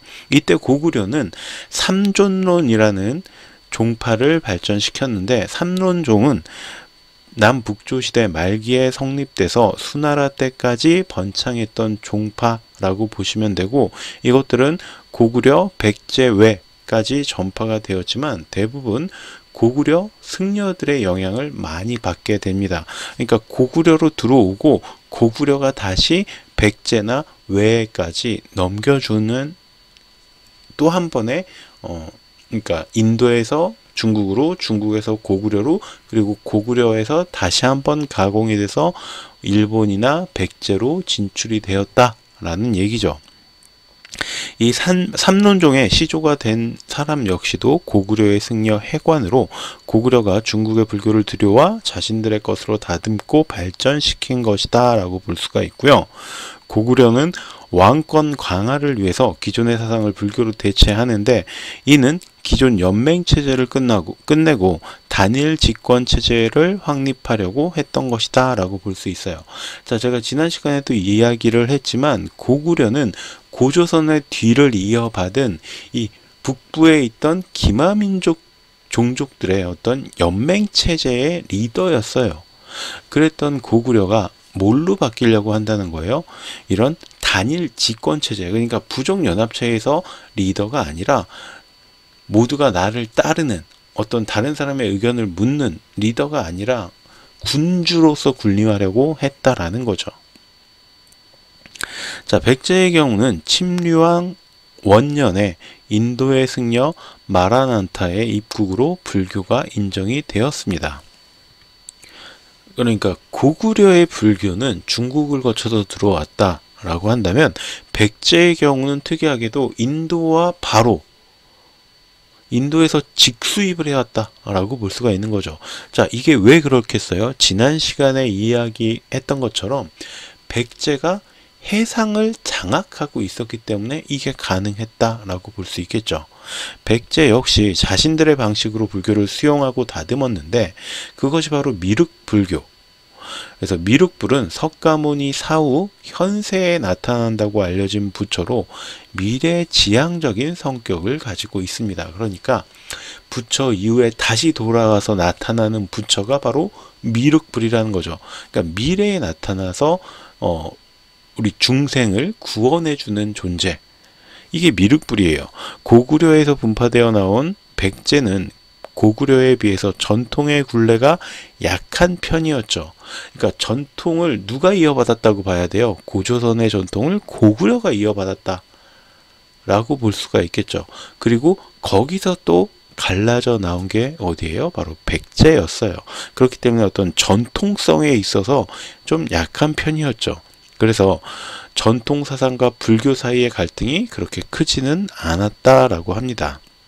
그리고 백제의 경우에는 온조와 비류라는 두 형제가 세운 나라였기 때문에 왕권이 강력한 편이었어요. 그러니까 백제에서 넘어온 온조와 비류가 이 형제가 손을 잡고 만들었고, 그렇기 때문에 왕권이 다른 나라들에 비해서 강할 수밖에 없었던 거죠. 그래서 백제 왕실은 자신들의 권력을 더욱 강화하기 위한 수단으로 불교를 전파합니다. 자, 내가 왕권이 강한데 이걸 더 영구적으로 오랫동안 유지하고 싶어요. 근데 이때 마침 눈에 들어온 게 불교였다는 거죠. 교정일치라는 건 뭐예요? 종교와 그다음에 정치를 합치시킨다라는 거예요. 그러면 예전에는 재정일치라는 말을 쓰기도 했는데, 여기서는 교정일치란 말이 더 어울릴 것 같아요. 자, 재정일치는 제사와 정치, 그러니까 약간 이거보다 더 옛세대에 해당하는 거고, 지금은 불교라는 종교가 있잖아요. 그러니까 교정일치라고 표현을 하는데, 그러니까 내가 왕이면서 곧 제사장이다, 혹은 여기서는 내가 왕이면서 부처다, 이런 식의 어떤 믿음을 백성들에게 심어 나가는 거죠. 왕이 곧 부처라는 형태의 불교. 굉장히 막강한 권력을 가질 수 있겠죠. 그러니까 어떤 종교의 지도자이고 정치의 지도자이자, 그러면 모든 백성들이 나를 따를 수밖에 없고 내 권력은 강해질 수밖에 없죠. 그래서 고구려는 왕족들이 불교를 왕권을 강화하기 위한 수단 정도로 생각을 했다면, 백제는 26대 성왕 이후에는 왕족들이 불교에 깊이 빠져요. 그래서 내가 스스로 부처야 라고 말을 하는 거죠. 그러니까 어떤 차이인지 아시겠죠? 수단으로 사용을 했느냐, 아니면 백제처럼 그거 자체가 목적이 됐느냐, 수단이냐 목적이냐, 이런 차이가 있을 거예요. 자, 그리고 나서 신라 같은 경우에는 뭐 앞에 수업에서도 말씀을 드렸지만 지리적으로 중국이나 인도와 접점이 없잖아요. 그렇기 때문에 불교 진출 자체가 굉장히 늦었고, 고구려나 백제에 비해서 굉장히 늦었고, 이게 눌지왕 시절에 이제 신라에 전해졌다라고 삼국사기에서는 기록을 하는데, 이게 그냥 전해만 지고 끝났어요. 그러다가 불교가 신라에서 힘을 얻기 시작한 건 2차 돈이 순교를 하면서부터죠. 그러니까 법흥왕 때 527년에, 그러니까 417년에서 458년 사이에 전해졌던 불교가 거의 100년이 지난 527년에 이르러서야 국가적으로 인정을 받게 되었다라는 겁니다. 자, 이게 왜 그럴 수밖에 없었냐면, 불교가 인정받지 못했던 것은 신라에 이미 민간 신앙이 아주 뿌리 깊게 박혀 있었기 때문이에요. 자, 우리가 신라에 대해서 역사 공부를 학교에서 배웠던 분들이라면 어느 정도 이해를 하실 거예요. 골품제라는 게 있었잖아요. 육두품이라는 게 있었잖아요. 그러면 신라에서 힘을 갖고 있는 건 누구예요? 진골, 성골, 육두품, 이런 사람들이죠. 그런데 이 사람들이 이미 자기들이 믿고 있던 그 지방의 종교, 토속 신앙, 이런 것들이 있었단 말이에요. 그러면 이 사람들 입장에서 밖에서 들어온 외래 종교가 그렇게 썩 반가워할 만한 입장은 아니었겠죠.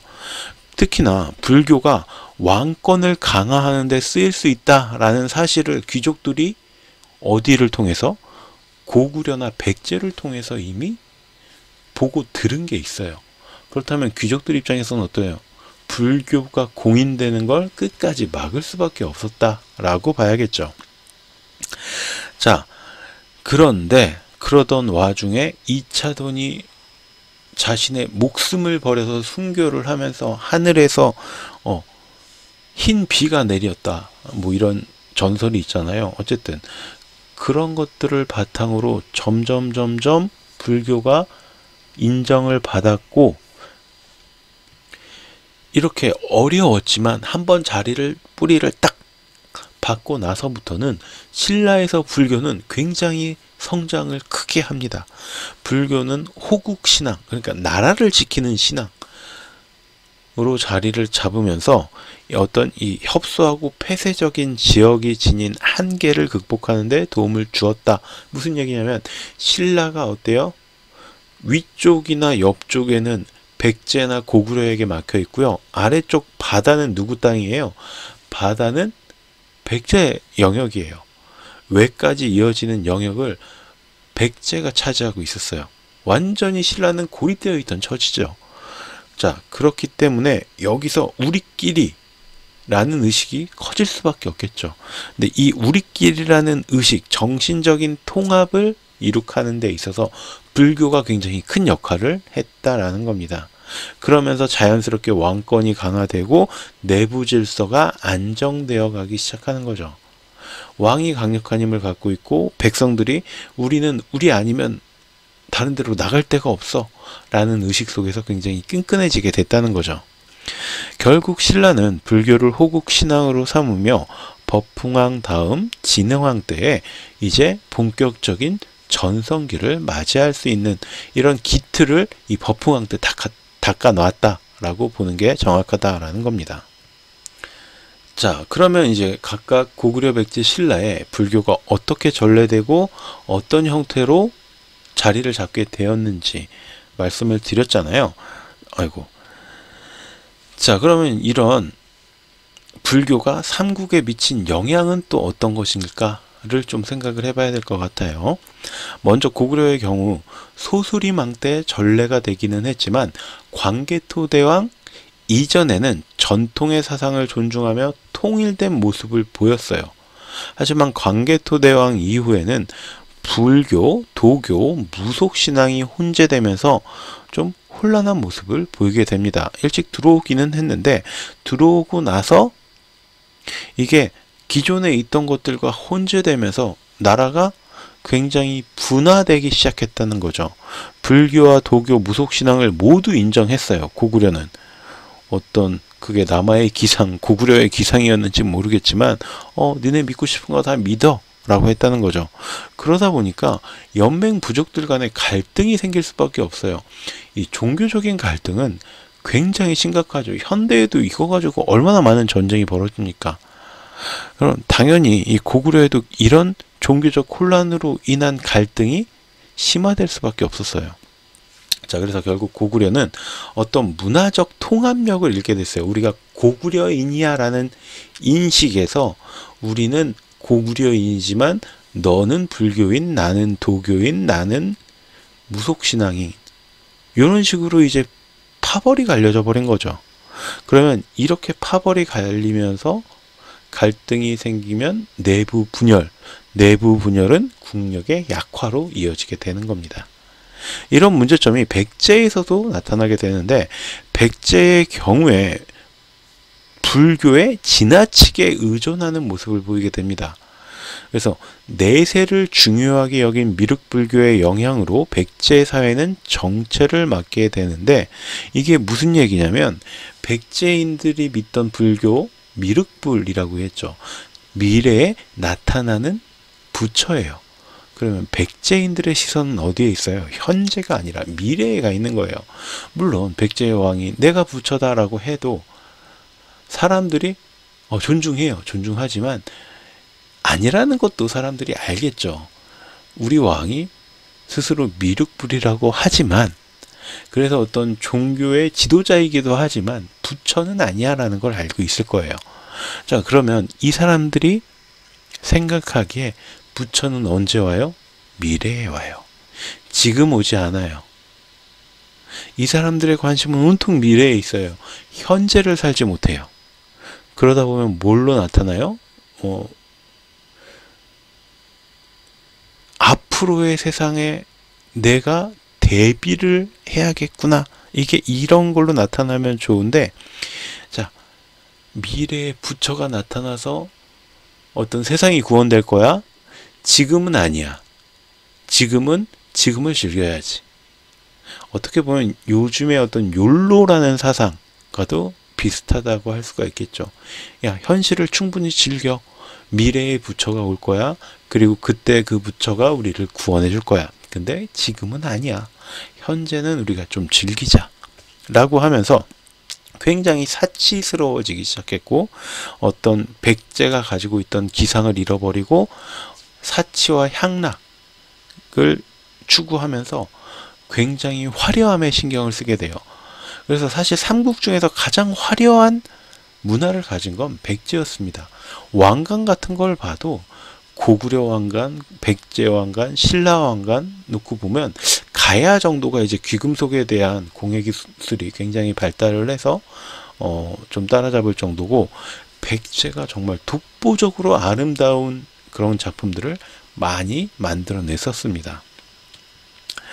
자, 그러니까 고구려가 어떤 전통 사상과 외부에서 유입된 불교, 도교 이런 것들로 인해서 혼란을 겪었다면, 백제는 전통 사상을 잃어버리고 이 외래 사상에 너무 깊이 빠져버리면서 이게 문제가 되면서 자신들의 힘을 갉아먹기 시작했다는 거죠. 그런데 신라는 조금 달랐어요. 신라는 자신들의 문화에 외래 문화를 주체적으로 융합시키는데 성공을 한 유일한 나라였어요. 이게 바로 신라가 삼국통일을 할 수 있었던 가장 결정적인 요인이었다라고 저는 생각을 합니다. 자, 신라는 이렇게 이야기를 해요. 최치원이 뭐라고 얘기를 하냐면, 우리나라에는 신의 도가 있는데 그의 이름을 풍류라고 한다. 그 도의 연호는 선가의 사적에 잘 밝혀져 있으며 사실상 세 가지 사상, 유교와 불교와 도교의 원리는 모두 포함되어 있다 라는 거죠.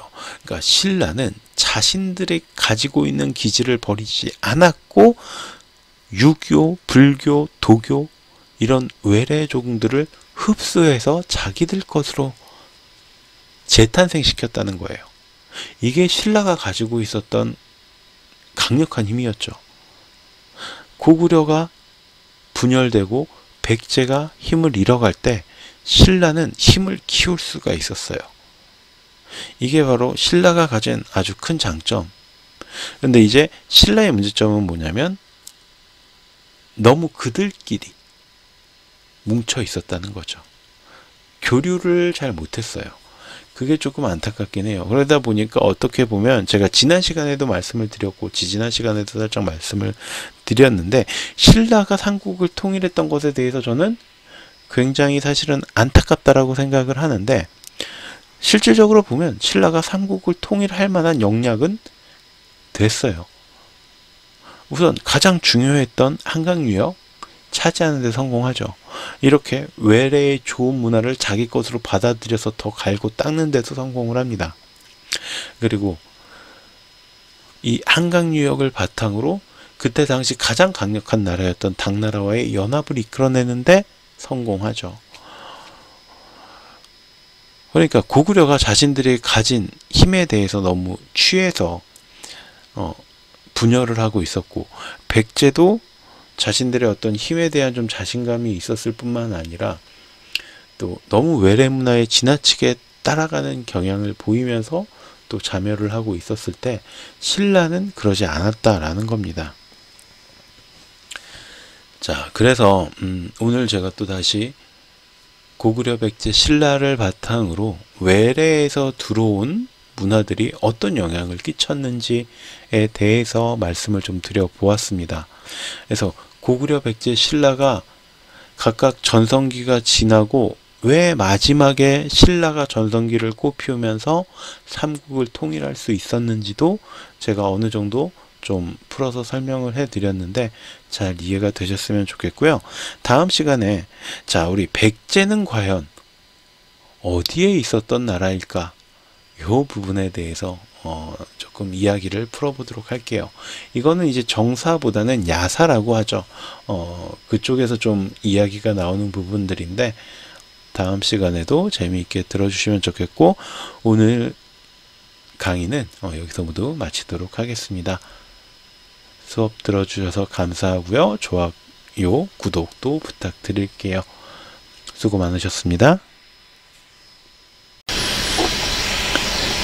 안녕하십니까. 인문학 컨텐츠 연구소 인현입니다. 이번 시간에는 우리가 몰랐던 삼국시대 이야기 그 마지막 시간 백제는 어디에 있었을까에 대한 이야기를 나누어 보도록 하겠습니다. 자, 우리가 백제는 어디에 있었느냐라는 질문에 대해서 대답해 보기에 앞서서 백제라는 이 국가의 이름이 갖고 있는 의미를 먼저 좀 확인을 해 볼 필요가 있습니다.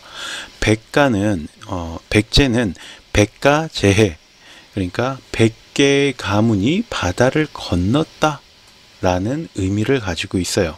중국 역사서인 수서에서 100개의 가문이 바다를 다스렸다 라는 의미를 지닌 상태로 백가제해라고 쓰이는데 이게 바로 백제를 나타내는 가장 핵심적인 말이 될 수 있습니다.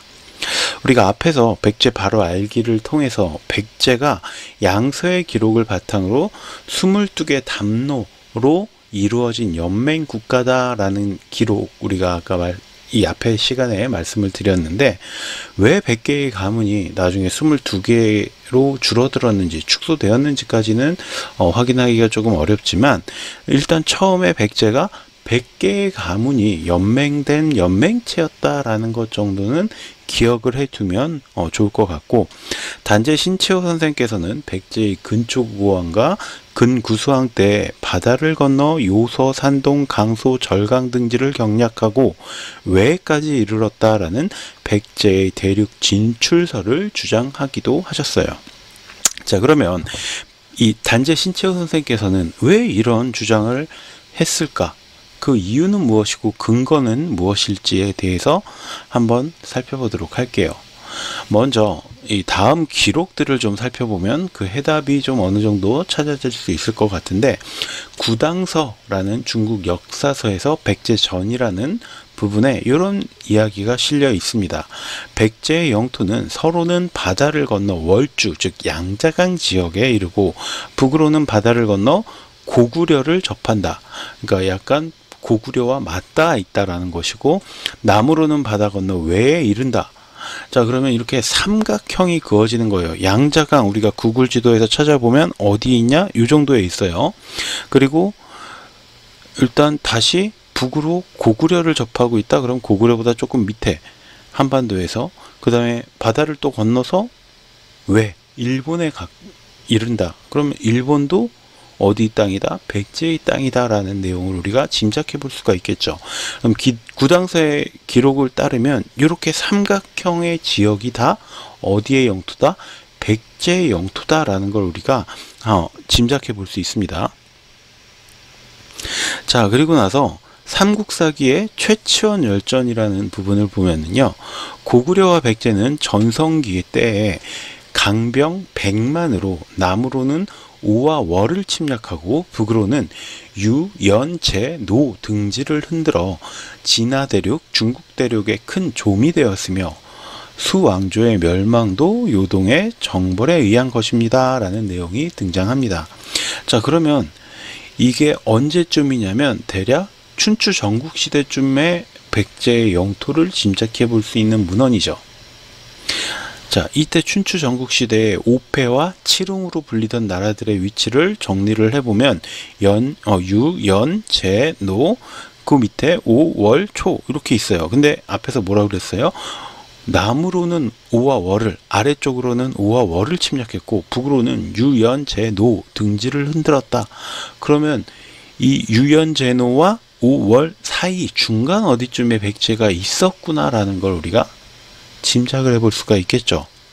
자, 그럼 삼국사기 최치원 열전에서 백제의 위치는 요 정도다 라고 짐작할 수가 있습니다. 난징시 조금 위에네요. 그리고 남제서라는 중국의 역사서에는 이런 구절도 나와요. 위나라는 100만 기병으로 백제를 공격했다. 그러나 백제는 이를 대파했다.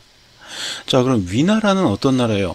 우리가 위초고 삼국지에 등장하는 바로 그 나라를 얘기하는 거고, 나중에 촉과 오를 멸망시키고 이제 위나라가 어떤 통일의 대업을 이룩하게 되죠.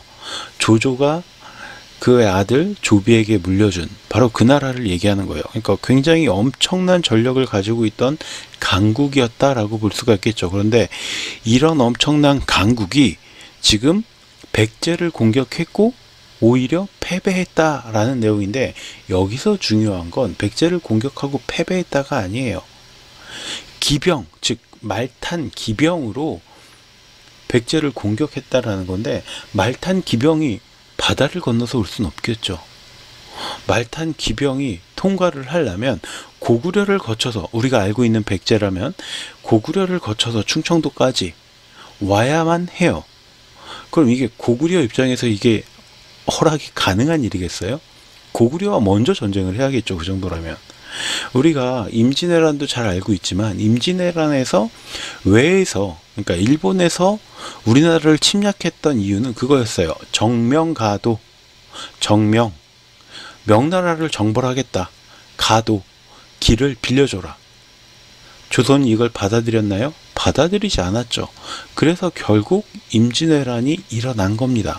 물론 명나라를 치겠다는 건 어떤 일본의 그냥 명분이었다는 얘기가 정설로 받아들여지고 있어요. 그냥 우리나라를 침략하기 위해서. 근데 어쨌든 조선에서도 이걸 받아들이지 않았는데, 고구려라는 그 당시에 꽤 힘 좀 쓰던 나라가, 위나라가 니네 나라 지나서 백제를 공격할 거니까 우리가 니네 나라 땅 좀 들어가서 지나갈게, 이걸 허락했을까요? 당연히 허락하지 않았겠죠. 자, 기병이 100만이면요 거기에 따라붙는 보급부대까지 생각을 하면 거의 숫자는 2배, 3배 그 이상이 된다라고 봐야 돼요. 그러면 남의 나라 군사 200만 명, 300만 명이 우리 땅을 지나가는 걸 그래 잘 갔다 와 이렇게 해줄 나라는 전혀 없습니다. 자, 그리고 그때 당시 고구려는 또 중국이라는 대륙 세력들과 그렇게 또 사이가 좋지도 않았어요. 그러면 이걸 마찰 없이 지나가게 냅둔다. 말이 안 되겠죠. 그리고 기병 100만을 배에 태워가지고 넘긴다? 이건 더더욱 말이 안 돼요. 왜냐하면 일단 기병 100만이면 사람만 100만인 거고 그 사람을 태우기 위한 말도 100만인데 그렇게 단순하지가 않죠. 말은 그거보다 더 많은 숫자, 최소한은 150만, 120만, 130만? 뭐 그 정도는 돼야죠. 왜? 타고 다니다가 말이 어디가 다쳤어요. 화살에 맞았어요. 아니면 뭐 다리가 부러졌어요. 병 들었어요. 그럼 갈아타야죠. 기병이 보병으로 가는 경우는 거의 없어요. 기병은 기병으로서의 유지를 해야 되거든요. 그럼 말은 더 실어야겠죠? 거기에 보급부대 따라가요. 이거는 배가 이 많은 인원을 배로 실어 나른다는 것 자체가 거의 불가능합니다. 그런데 위에서 우리가 살펴본 것처럼 백제가 중국이라는 대륙 안에 존재를 하고 있었다면 요게 말이 될 수 있겠죠. 백제라고 하는 나라는 후에 점점 강하고 커져서 여러 작은 나라들을 병합하고 그 나라가 본래 고구려와 함께 요동의 동쪽에 있었는데 진나라 때 고구려가 이미 요동을 점령하고 백제 역시 요서, 진평의 이군을 점령하니 지금의 유성과 북평 사이이다. 자, 송서와 양서, 중국의 역사서다라는 얘기는 우리가 앞에서도 좀 들려드렸어요. 여기서 여기에 있는 백제전에서 이렇게 이야기를 해요. 그러면 이 내용을 바탕으로 좀 생각을 해보자면 요동의 동쪽에 있다. 그럼 요동이 있어요. 여기에서의 동쪽이면 이쪽 편이겠죠. 좀 설명하는 게 말이 좀 애매한데, 자, 요동이 있고 여기에 동쪽이에요. 요동의 동쪽에 고구려와 함께 있었는데 고구려가 요동을 점령하고 백제가 이제 요동을 넘어서 요서, 진평 더 넘어갔다는 거죠. 요동은 그러니까 어느 나라 땅? 고구려 땅이고 요서와 진평은 백제의 땅이 되었다라는 내용이에요. 또 백제는 처음 백가제해라는 데서 백제라고 부르게 된 것이다. 진나라 때 고구려가 요동을 취하자 백제 역시 요서를 취해 요서, 진평 두 군을 근거지로 삼았다라는 중국의 통전이라는 역사서의 내용. 자, 이 역사서들에서 다 뭐라는 거예요? 요서와 진평은 백제 땅이고 요동은 고구려 땅이었다라는 이야기를 하고 있는 겁니다. 자, 이 기록을 살펴보면 고구려가 요동을 취하자 백제 역시 요서와 진평을 점령했다라는 내용이고, 앞에서 위나라와 전쟁에 대한 기록처럼 백제가 단지 고구려 밑에 한반도, 충청도 이 지역에만 있었다면 위나라와 전쟁은 말이 안 되겠죠. 물론 백제의 경우에는 해산 전력이 뛰어나니까 배를 동원했을 가능성도 있기는 해요. 자, 그런데 일단 이 내용들을 바탕으로 우리가 토대로 짐작을 해본다면 요서와 진평을 백제가 차지하고 있었으면 위나라와 백만대군과의 기병 100만과의 전쟁이 가능했겠어요. 아까처럼 중국의 이 대륙 내부 안에 있었어도 가능했을 거고, 이것처럼 약간 북쪽에 있었어도 가능은 했을 것이다 라는 걸 짐작해 볼 수 있겠죠. 또 삼국사기의 신라국본기라는 편을 보면 함형 원년 670년 7월에 이르러 입조사 김흠순이 와서 경계선을 그으려 하는데 지도를 검사하여 백제의 옛 땅은 전부 돌려주라 하니 황하가 아직 띠와 같이 되지 않고 태산이 아직 숫돌같이 되지 아니하여 4년간에 한 번 주고 한 번 빼앗으니 라는 내용이 있다고 합니다. 삼국사기에 또 한 번 백제의 위치를 짐작할 수 있는 기록이 등장을 하는 건데, 바로 김유신의 동생 김흠순이 당나라에 가서 국경선을 결정짓는 자리에서 이런 내용을 말로 주고받았다는 거예요. 여기서 백제의 땅이 황하와 태산에 거쳐 있어서 당시 중국 세력과 3, 4년에 한 번씩 주고받는, 빼앗는 전투를 벌였다라는 내용이죠. 이러면 여태까지 중국과 우리나라의 사료에서 말하는 백제의 위치가 모두 비슷하다라는 걸 짐작해 볼 수가 있어요. 그러니까 황하와 태산 여기까지도 누구 땅이었다? 백제 땅의 일부였다라는 내용이에요.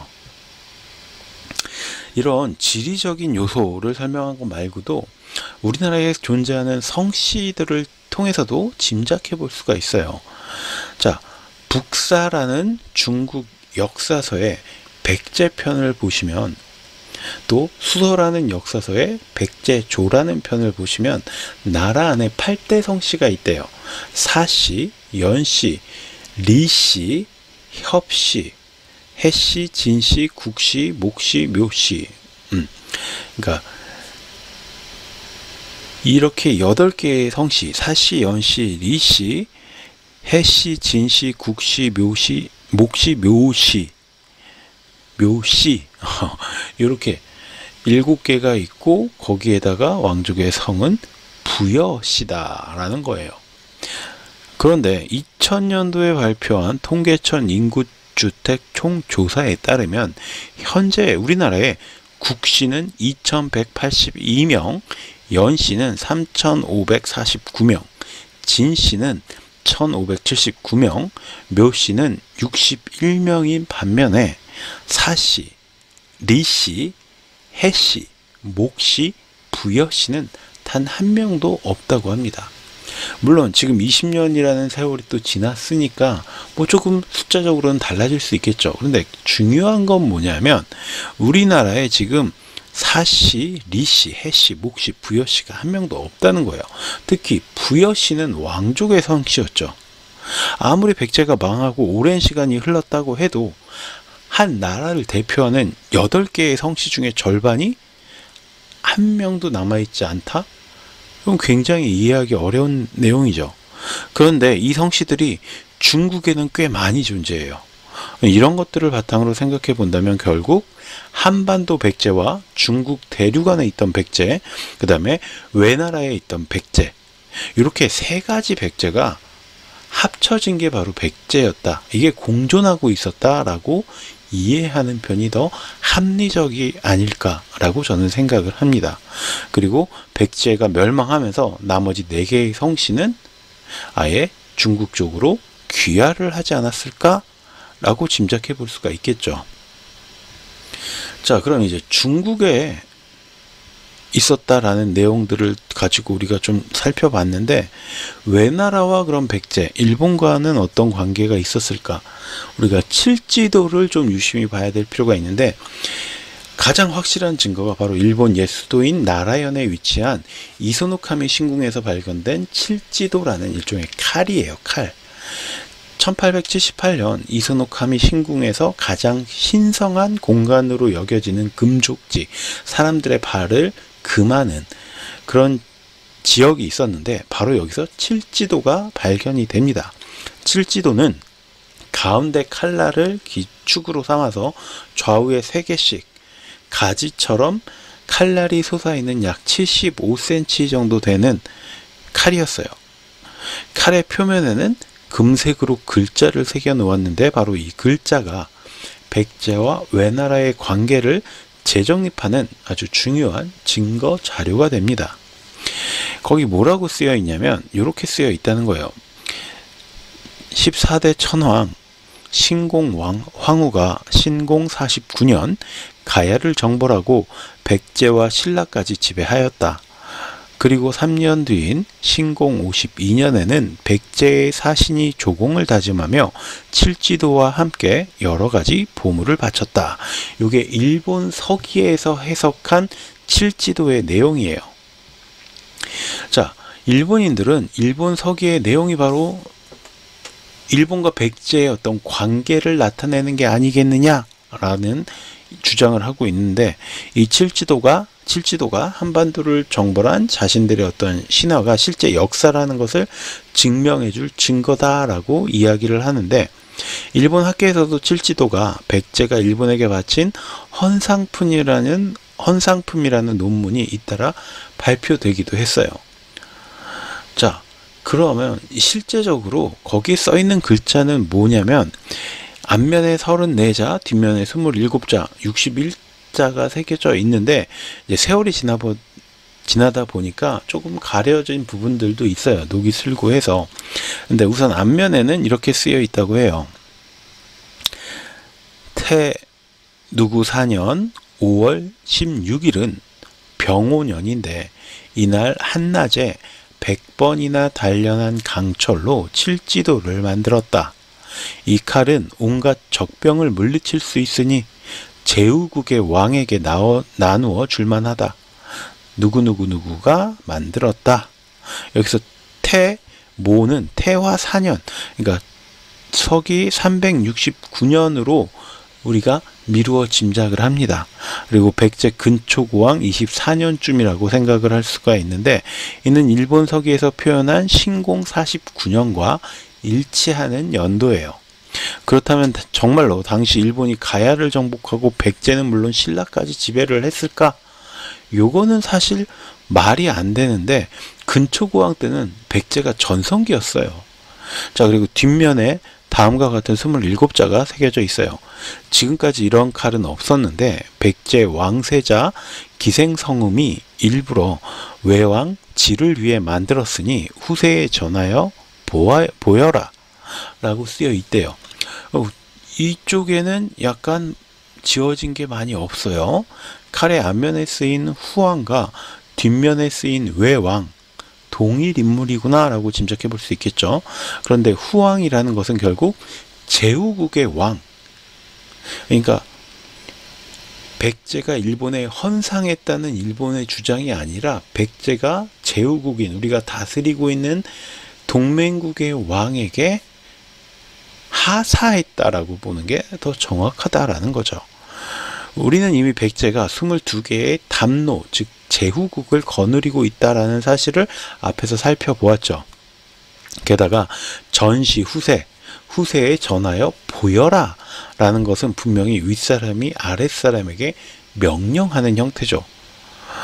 윗사람에게 이렇게 갖다 바치면서, 자, 우리가 이거 드리니까 후세에 전하여 보이세요. 이거는 말이 좀 이상하잖아요. 그래서 고대 국가에서 무기는 왕이 신하에게 믿음을 표시하기 위해서 하사하던 물품이다. 이게 통설적인 이야기예요. 그럼 여기에 비춰보면 백제에서 이 신하국의 왕에게 하사했다. 나는 너를 이렇게 믿어라고 하사한 물품이다라고 보는 게 맞겠죠. 따라서 많은 소국으로 나뉘어 있던 일본 열도의 근초고왕이 야마토 지역의 수장을 불러서, 자, 이거 너한테 줄게 하면서 그 지역의 지배권을 인정해줬다라고 보는 게 훨씬 더 합리적인 거예요. 그리고 여기서 가장 핵심이 되는 건 뭐냐면, 헌상을 했어요. 위에다 갖다 바쳤어요. 그럼 왕이 직접 갖다 바치죠. 왕세자가, 백제의 왕세자가 그 왕에게 줬다는 거예요. 그러면 뭐예요? 이게 왕세자보다도 밑에 급이란 얘기예요, 사실. 이게 어떻게 헌상이 됩니까? 하사죠. 이렇게 우리가 이해를 하는 게 합리적인 거죠. 그리고 아까도 얘기했던 것처럼 근초고왕은 백제의 전성기를 만들었던 왕이에요. 고구려의 평양성까지 공격해서 들어가서 고국 원앙을 전사시킬 정도의 어떤 정복 군주였어요. 366년 백제는 일본 사신을 초청하여 오색채견 각 한 필, 각궁전, 그리고 철정 40매를 주었다라는 내용이 일본 서기라는 역사서에 있는데, 사실 이 일본 서기가 우리나라 환단고기처럼 정통성 있는 역사서는 아니라는 걸 일본인들도 사실은 알아요. 그런데도 불구하고 이 내용을 자꾸 붙잡고 늘어지는데, 일본 서기에서 백제에 대해서 표현한 이런 내용을 살펴보면 근초고왕이 일본 사신들에게 하사한 것으로 보이는 제품들이 또 드러나요. 여기서 중요한 건 철정이라는 거예요. 철정은 철제 물품을 만드는 재료, 그러니까 철 덩어리를 이야기해요. 그런데 이 시기에 일본이 스스로 이런 철 덩어리를 채굴할 능력이 없었기 때문에 모두 가야에서 수입을 했습니다. 게다가 칠지도는 100번이나 단련한 강철로 만들었을 뿐만 아니라 칼날이 7개에 달려있고 표면에는 금박으로 글씨가 새겨진 매우 정교한 기술의 수준의 어떤 기술을 가지고 있는 제품이었죠. 그러니까 백제와 일본 사이에 기술력의 격차가 극심하게 존재했다는 걸 우리는 이 시기에 존재했다는 걸 우리는 알고 있어요. 게다가 526년, 536년 그 사이에 양나라에 파견되어 있던 외국인 사절들이 양나라에 파견된 외국인 사절들을 그 중국에서 그림으로 그려서 해설한 양직공도라는 그림을 살펴보면요, 고구려 백제 신라의 사절들은 굉장히 단정한 옷차림과 신발을 신고 있는 반면에 일본 사절은 배와 다리가 다 드러나고 허름한 옷차림에 맨발로 서 있는 모습을 우리가 볼 수가 있습니다. 이 양직공도의 그림을 좀 보여드리면 더 이해가 좀 쉬울 것 같은데, 요거는 이제 네이버에서 양직공도 해서 쳐보시면 나와요. 그러면 이 백제가 그때 당시 얼마나 기술력이 떨어지는 나라였는지를 짐작해 볼 수가 있어요. 거의 야만인 수준이에요. 백제, 고구려, 신라 사람들은 옷을 깔끔하게 딱 입고 관도 쓰고 신발도 신고 딱 이러고 있는데, 백제 사람들은 그냥 야만인 상태로 왔어요. 그게 일반인이 아니라 그 나라를 대표했던 사신이에요. 사신인데 그러고 왔다는 거죠. 그러면 이게 얼마나 고구려 백제 신라와 이 외 일본과의 격차가 심했는지를 우리가 짐작해 볼 수가 있습니다. 따라서 칠지도는 일본이 가야를 정복하고 백제와 신라를 지배했다는 이런 일본의 신화를 증명하는 게 아니고, 오히려 백제가 자신들을 따르는 제후국 중에 하나인 일본에게 하사한 물품이다 라는 게 더 논리적으로 타당하겠죠. 지금까지 살펴본 내용을 바탕으로 짐작해 보면 백제와 그 제후국은 반도 백제, 그러니까 한반도 안의 백제를 기준으로 대륙, 중국 대륙과 일본 열도까지 널리 퍼져 있고, 이게 이렇게 삼각형의 구도를 그리고 있었다라는 게 굉장히 합리적인 추론이 된다라는 겁니다. 삼국사기나 삼국유사에 이런 내용들을 너무 우리가 몰입해서 믿는 건 사실 위험해요. 사람은 누구나 자신만의 기준을 지니고 있고, 그 기준에 맞추어서 역사와 세상 이런 것들을 바라보죠. 그리고 승자의 입장에서 쓰여진 역사서는 당연히 승자 위주로 쓰이게 됩니다. 신라를 계승했던 고려에서 썼던 삼국사기, 삼국유사는 신라의 입장을 굉장히 많이 대변하고 있다라고 우리가 이해해야 돼요. 그래서 이 삼국사기, 삼국유사뿐만 아니라 그때 당시에 있었던 다른 역사서와 우리가 교차 비교를 해야죠. 그래야 더 정확한 답을 얻어낼 수가 있습니다. 지금까지와는 좀 다른 새로운 역사를 우리가 만나보는 기회가 될 수도 있다라는 내용을 여러분께 설명드리고 싶었습니다. 그래서 백제는 우리가 우리 국사 교과서에서 배운 거에서 끝나는 정도의 나라가 아니다 라는 내용 다시 한번 여러분께 강조해 드리면서 여기서 이번 강의도 끝을 내도록 하겠습니다. 이번 강의도 마음에 드셨다면 구독과 좋아요 부탁드리고요. 저는 다음 시간에 다른 강의에서 또 만나 뵙도록 하겠습니다. 감사합니다.